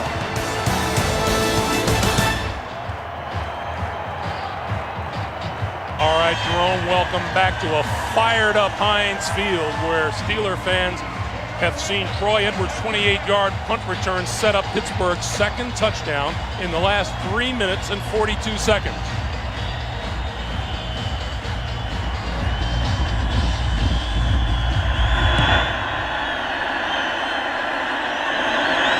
Patrick pass from the 2. 20. Out to the 28-yard line. Brought down by Deshae Townsend. And a reminder, CBS Super Friday kicks off with Super Bowl's greatest commercials of all time, followed by an all-new episode of the new hit series First Monday. And then don't miss the live Super Bowl bash with LL Cool J, Rebecca Romaine Stamos, Sting, and more Friday here on CBS, America's Most Watched Network. Drew Bledsoe in the huddle, trying to reinstill some fire on in relief of Tom Brady. This is like the start of the game all over for the Patriots offense. Crowd noise. And they spread the field with 5 wide receivers. Quick pass over the middle, in and out of the hands of Jermaine Wiggins. Let's go down to Armin Katayan. Armin. Greg, just to follow up, in the locker room at halftime, Bill Belichick, and the last thing he did was draw his team together and tell them they were going to face exactly something like this. He said, you have to stay alert, you have to be physical, but most of all, you have got to keep your composure in a game like this. Composure that is going to be sorely tested right now. Back to you. All right, Armin. Armin's got an eel around his neck. Wow. 2nd and 10. Movie star.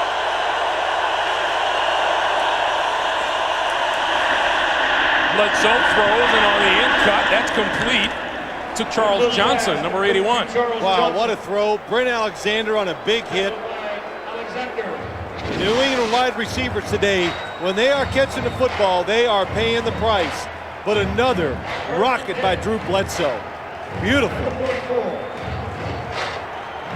On the sideline, Tom Brady cheering Drew Bledsoe on as the Patriots register their first down this quarter. It comes with less than a minute to play.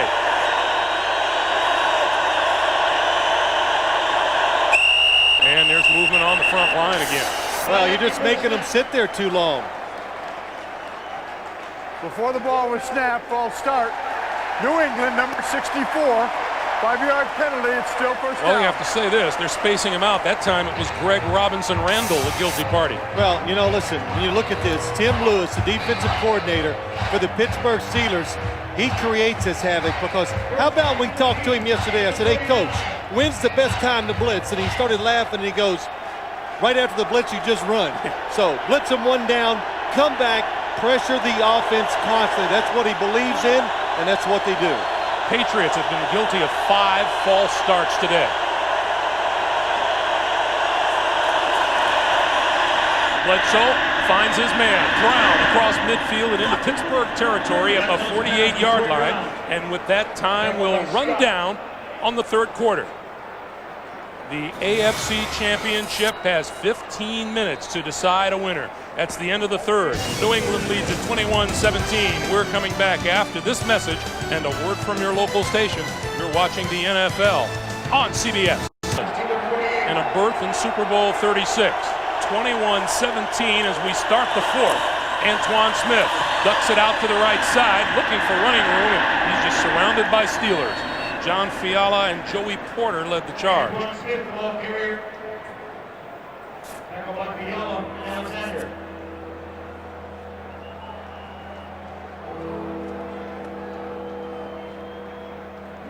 It'll be second down.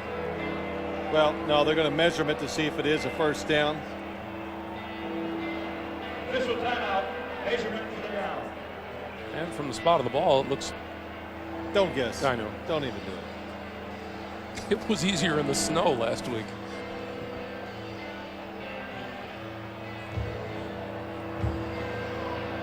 Well, you can hear, just listen to it now, Greg. The crowd's quieted down. Drew Bledsoe throwing that big in cut. Then another nice throw by him, standing in there with pressure all around him, and they pick up a couple first downs, and hey, it just takes the pressure, again, I've said this, off the play calling. It takes it off your offense. They've changed field position, and always on offense, when you get a first down or two, it puts you in rhythm. It just makes it a lot easier to execute the plays. Bledsoe with a touchdown pass in relief of Tom Brady here today. Antoine Smith cuts it back and finds running room inside the 40 to about the 38 or 39-yard line, and a little power running shown by Antoine Smith. Well, and patience. I don't know if it was patience or he just realized there was nowhere to go. And finally, the Steelers, they just overrun the ball and he cuts it back for a nice gain. Antoine Smith, what I say last week, he told us, I got no wiggle in my game. I take it straight ahead, but that time showed a lot of patience to get the football up inside for good yardage. Straight ahead for a yard, not much more than that. Jason Gilden, who has had a monster game on defense, makes the stop after the gain of a yard, and it's 3rd and 3. You know, Jason Gilden, linebacker like the Steelers, they've had so many good ones in the past, but just recognizes the play and gets down inside before anybody can even get a hand on him to block him. The towels start to wave again. 3rd and 3.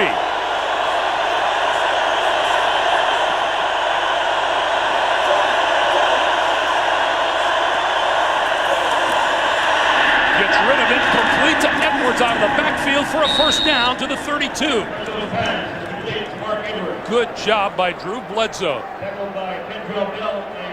Yes, it was, Greg, a good job. One wide receiver in the game. You don't know where they're going to throw it. Lee Flowers from the top comes untouched. Bledsoe does a good job of getting in the air. Otherwise, that hit's really going to hurt, and makes a good throw to Edwards out in the flat. So the Patriots have advanced now to the Pittsburgh 32. And straight ahead is Redmond, and Redmond inside the 30 to the 28-yard line. Clock continues to move, 12.5 to play in the fourth. I think as you watch this game today, and yeah, there are 21 points on the board by the Patriots, but 14 from special teams. But as you watch these drives, it's amazing how many good things you've got to do just to get in position to try to score against this Steeler defense. It's as good as advertised.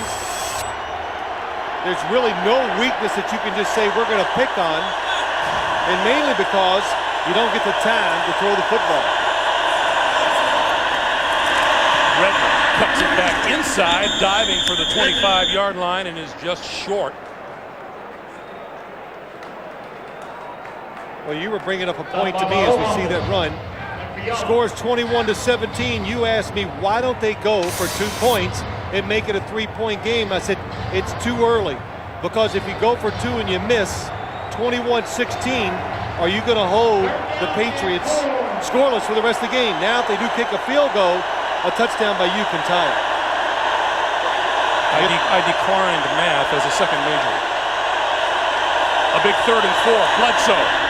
This side, and it is to Fred Coleman, number 84, and the officials are still talking about it down here. Skipped off the ground, skipped off the ground. And not enough for him to overturn it. Yeah. And he's explaining it to Bill Belichick. So now Adam Vinatieri, who hit 2 huge field goals in the snow a week ago, will attempt a field goal from 44 yards out.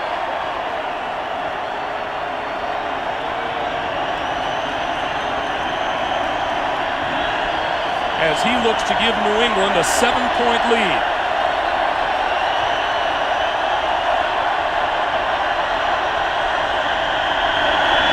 Got it away long enough, straight enough, and it's good. Adam Vinatieri, another clutch field goal. 24-17, New England. Of the AFC Championship game, it's New England by a touchdown. Greg Gumbel, Phil Simms, Armin Katayan, Bonnie Bernstein, and our ace CBS Sports crew. 11-12 to play in regulation. From the 7-yard line, it's Troy Edwards. 25, 30, and down at about the 33-yard line. And let's check in with Bonnie downstairs. Bonnie. Well, Greg, this might be a good time to point out that Bill Cowher told us in his 10 years coaching here in Pittsburgh, and keep in mind he's taken this team to a Super Bowl and 4 AFC championships. He has never coached a team that has this much resolve and this much emotion on a weekly basis. And he talked about how they've won coming from behind and how they've won in overtime. And of course, they haven't had Jerome Bettis in 6 games. And on Cordell Stewart, he said in '97 in the AFC Championship, he was a happy-go-lucky kid. Now it's all about football. Thank you, Bonnie. From the 33, Cordell Stewart with the handoff, and Jerome Bettis can't get anywhere. I think Bonnie was reading my mind. That's not easy to do, by the way. But you know, Bill Belichick said I want to make this game, I want it to be won by Cordell Stewart. And right now, Cordell Stewart has done everything pretty well. He is not committed to big turnover.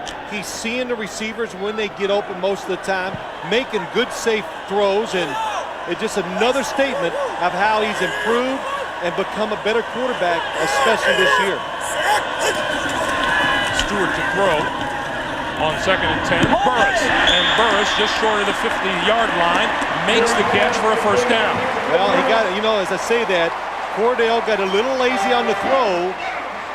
Really didn't fire his legs into it, so the football ends up being short, even though Plexico Burris makes the catch. Again, Otis Smith overplaying down the field, and the receivers are stopping, coming back, and making the catches.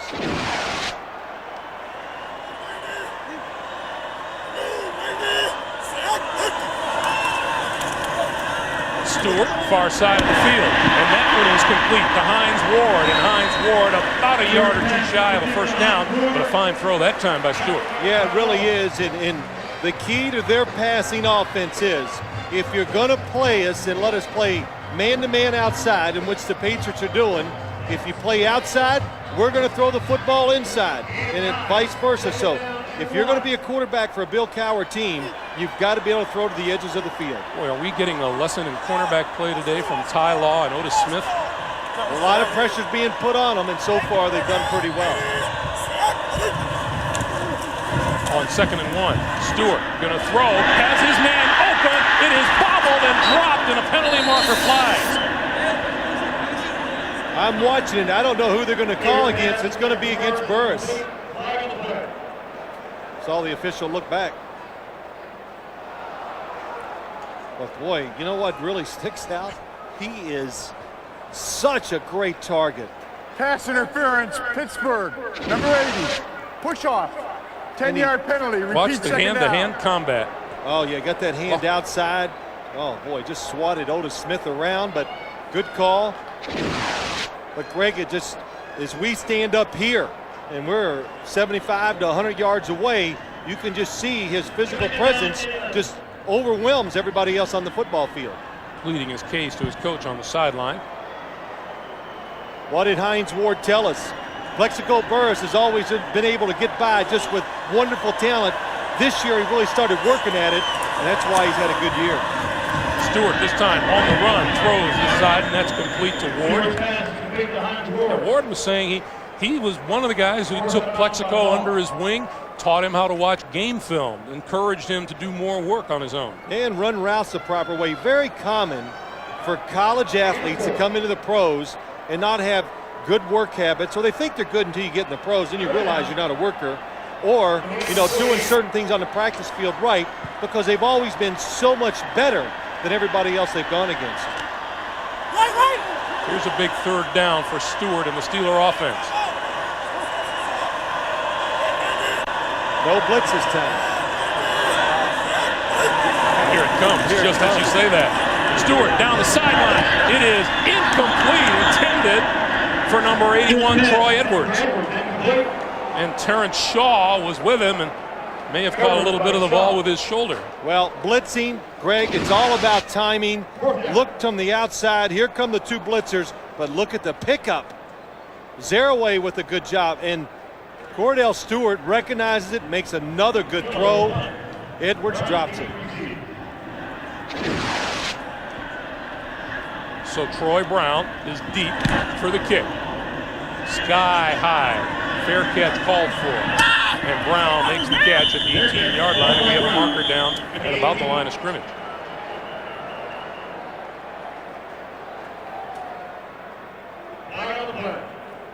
Boy, Gerard Cherry, Greg. It's against New England. He was through free. Looked like he was going to block the punt.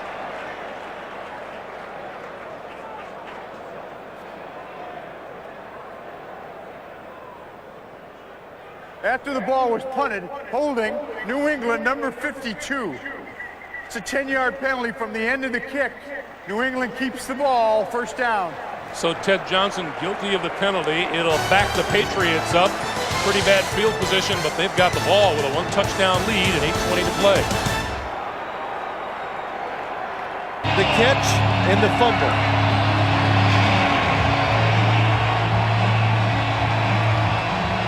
Well, you've heard a lot about the Pittsburgh defense, and rightfully though this season. It led the NFL in allowing yards per game and rushing yards per game, and number of 1st downs allowed. And now it has the advantage of field position. Bledsoe to throw. Deep. This side of the field. Tipped down, almost caught by David Patton.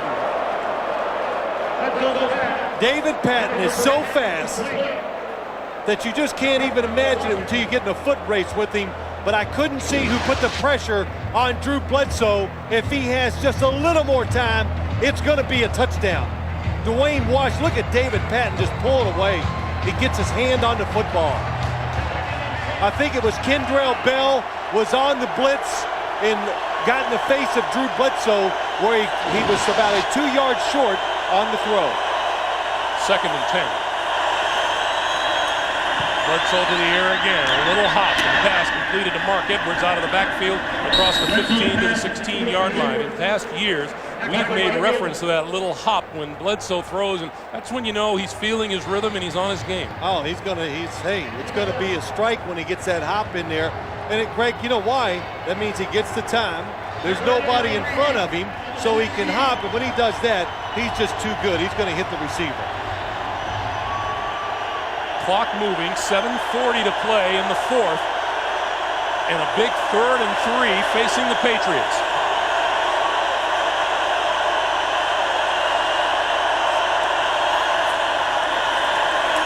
Bledsoe throws, and that's complete to Jermaine Wiggins. Forward progress is going to get a first down, I think. Wow, what a catch, because Bledsoe, he threw that awfully hard. Jermaine Wiggins has turned into a weapon here the last couple of weeks. Jermaine Wiggins had 14 receptions during the regular season, had 10 catches for 68 yards last week against Oakland. Oh, right at his face. Tough catch, and he comes up with it. Mike Logan, a safety on the coverage. Go inside, fake, come back outside. Good play by Wiggins. So a first down for the Patriots out to their own 20-yard line. Bledsoe throws this side, almost intercepted by Joey Porter. It looked like it was going to be one of those replays from last week where David Patton makes a catch on his knees. It never got that far. Well, I tell you what, I've said this a couple times today. It's just a case in point. These defenses, when you make these throws during the regular season, the linebacker never gets there, and all of a sudden you make the same throw, and Joey Porter almost intercepts it for a touchdown. The talent level has gone up. Decision-making has to change because of that. Bledsoe has thrown on 4 consecutive downs. This will be a 5th. Running out of time. On the move, and is down at the 20. Boy, good job. That's so hard for a quarterback to pull it down when he's trying to throw it down the field. And Drew Bledsoe looked at every single receiver. Nobody open. Just watch him. He looked down the field. He looks out for the short receiver. Then he gets both hands on the football to protect it. Good job. So now another one of those critical 3rd down plays. 3rd and 11. And the clock coming up on 6 minutes to play in regulation.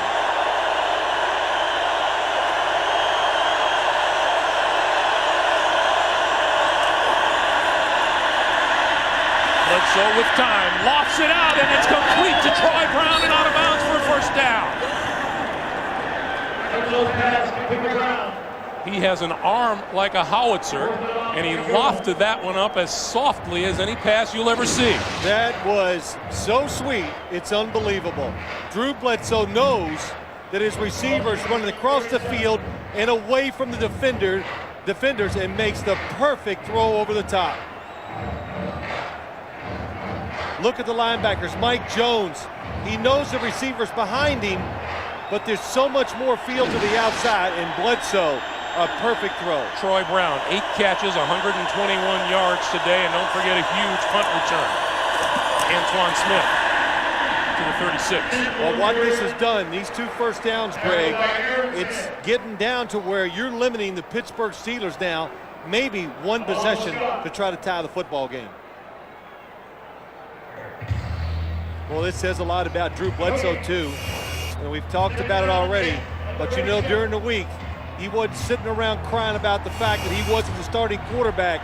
He's paying attention to what the coach was saying, and he's come in and he's played well. To say he's played well is an understatement.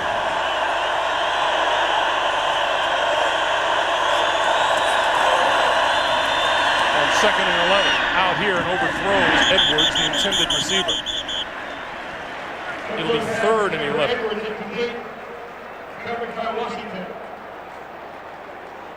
And also, I talk about the time of possession, cutting it down for the Steelers maybe to 1 possession, but also they changed field position. They're backed up, 2 first downs. Now it just makes it that much more difficult for the Steelers to go down the field and score. New England has 1 timeout. Pittsburgh has all 3 of theirs.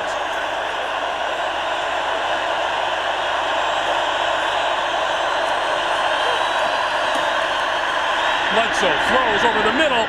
Incomplete. Intended for Patton.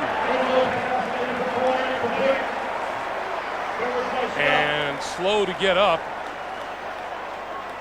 is number 72, Matt Light. Yeah, Charlie Weiss wants pass interference. You know, I'll just make this point. You talk about scrambling quarterbacks. One thing big, tall quarterbacks have that other guys don't sometimes. Drew Bledsoe able to see over and stand in there to the last second to almost complete the pass. Troy Edwards stands back at his own 23. Short. This one bounces and he picks it off at the 21. And is knocked out of bounds. Forward progress will be marked at about the 21 or 22-yard line. 42-yard kick, 3-yard return, and Cordell Stewart with 4:21 to play needs a touchdown for a tie. 21 on the clock. Stewart, quick slant, Burrows across the 30 to the 32-yard line, and that's pretty close to a first down. You know, one thing I noticed, why New England's been blitzing and why they did it coming in this game, because they're playing zone defense and not attacking the quarterback. They're not covering receivers, and Cordell is completing passes with ease. 11-yard pickup, first down. Stewart and the Steelers going without a huddle.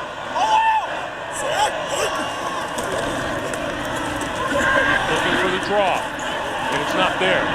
He may have lost a yard on the play. He did. It'll be 2nd and 11. Mike Vrabel, Roman Pfeiffer closing on the quarterback. Gosh, they have done nothing with those quarterback runs today. Just another good example. Romeo Crennel really teaching his guys, especially the defensive line, stay in good position. Quick drop, thrown to the outside, and that one is complete to Jeremy Truman, the tight end. Out to about 35. And no matter what the outcome of this game is, what does that tell you about, the heavy favorites that sometimes teams are made in championship games? And you know, in comes a team with a big heart that maybe wasn't counted on and turns things around completely. Well, you know, listen, Pittsburgh deserved to be the heavy favorite. They were the most consistent team by far from start to finish in the season. But New England, you know, the last half has been every bit the equal of the Steelers. 3rd and 8.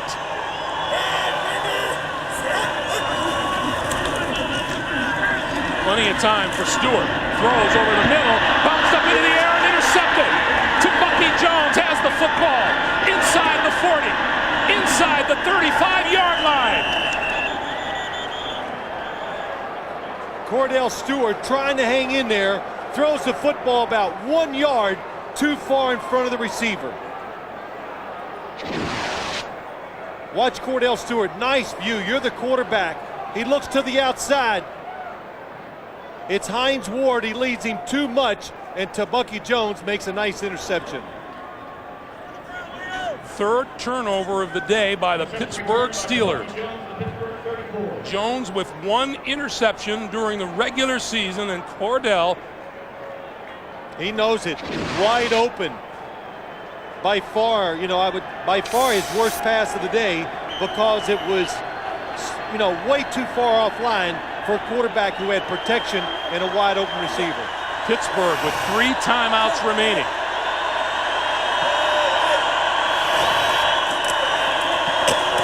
Antoine Smith to the 33. And the Steelers burn a timeout right here. 2:35 to play in the 4th quarter.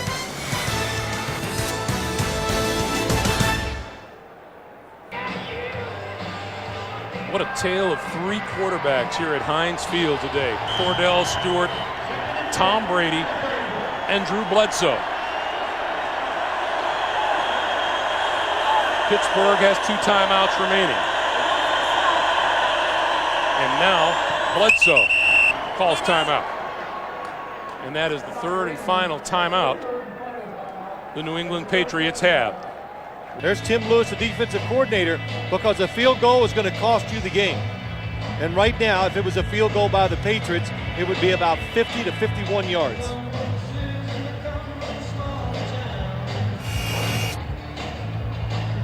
Cordell Stewart, 255 passing yards, a playoff career high, but he's also thrown 2 interceptions here today. On 2nd and 10.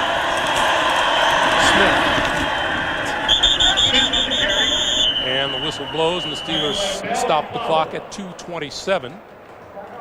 They have one timeout remaining plus the 2-minute warning. Well, as you watch it, you like to guess what the team, will the Patriots run it or will they throw it? Throw it and get the first down, you're going to win the football game.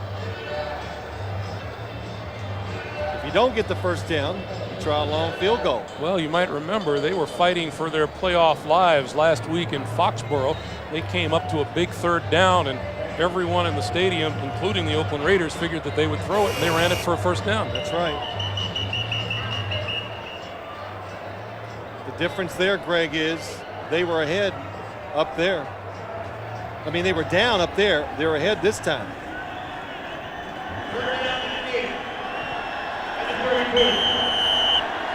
Third and 8. J.R. Redmond, a good receiver, is in the game in the backfield.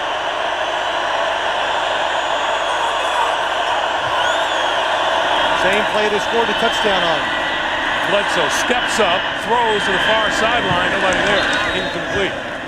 Same play, they threw the touchdown pass earlier in the game, and this time the Steelers changed defense, and they covered very well.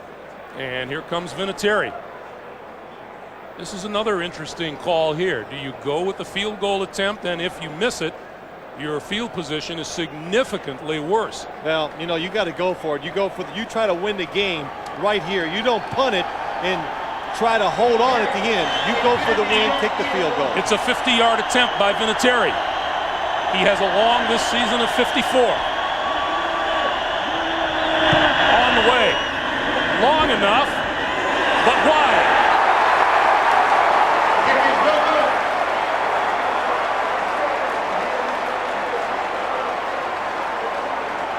Boy, Adam Vinatieri hits it solid. You could hear the sound on your TV. You could see the spin just a little bit going to the left. And it's just enough because it's so long, it makes the football go left to the upright. Bill Cowher knows his team still has more than just a fighting chance. 2:15 on the clock. One timeout remaining, 60 yards from the end zone. Wow. Wow is right. Just sit back. Your seatbelt's fastened. Who goes to the Super Bowl?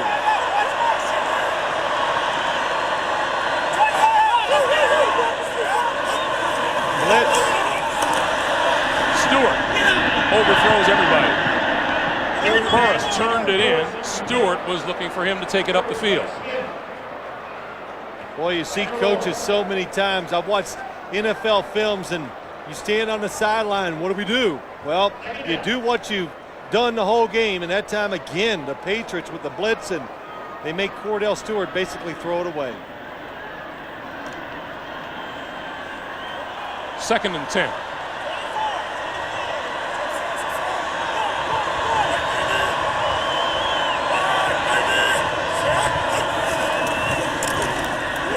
Safeties drop deep. The pass over the middle, and that one's intercepted.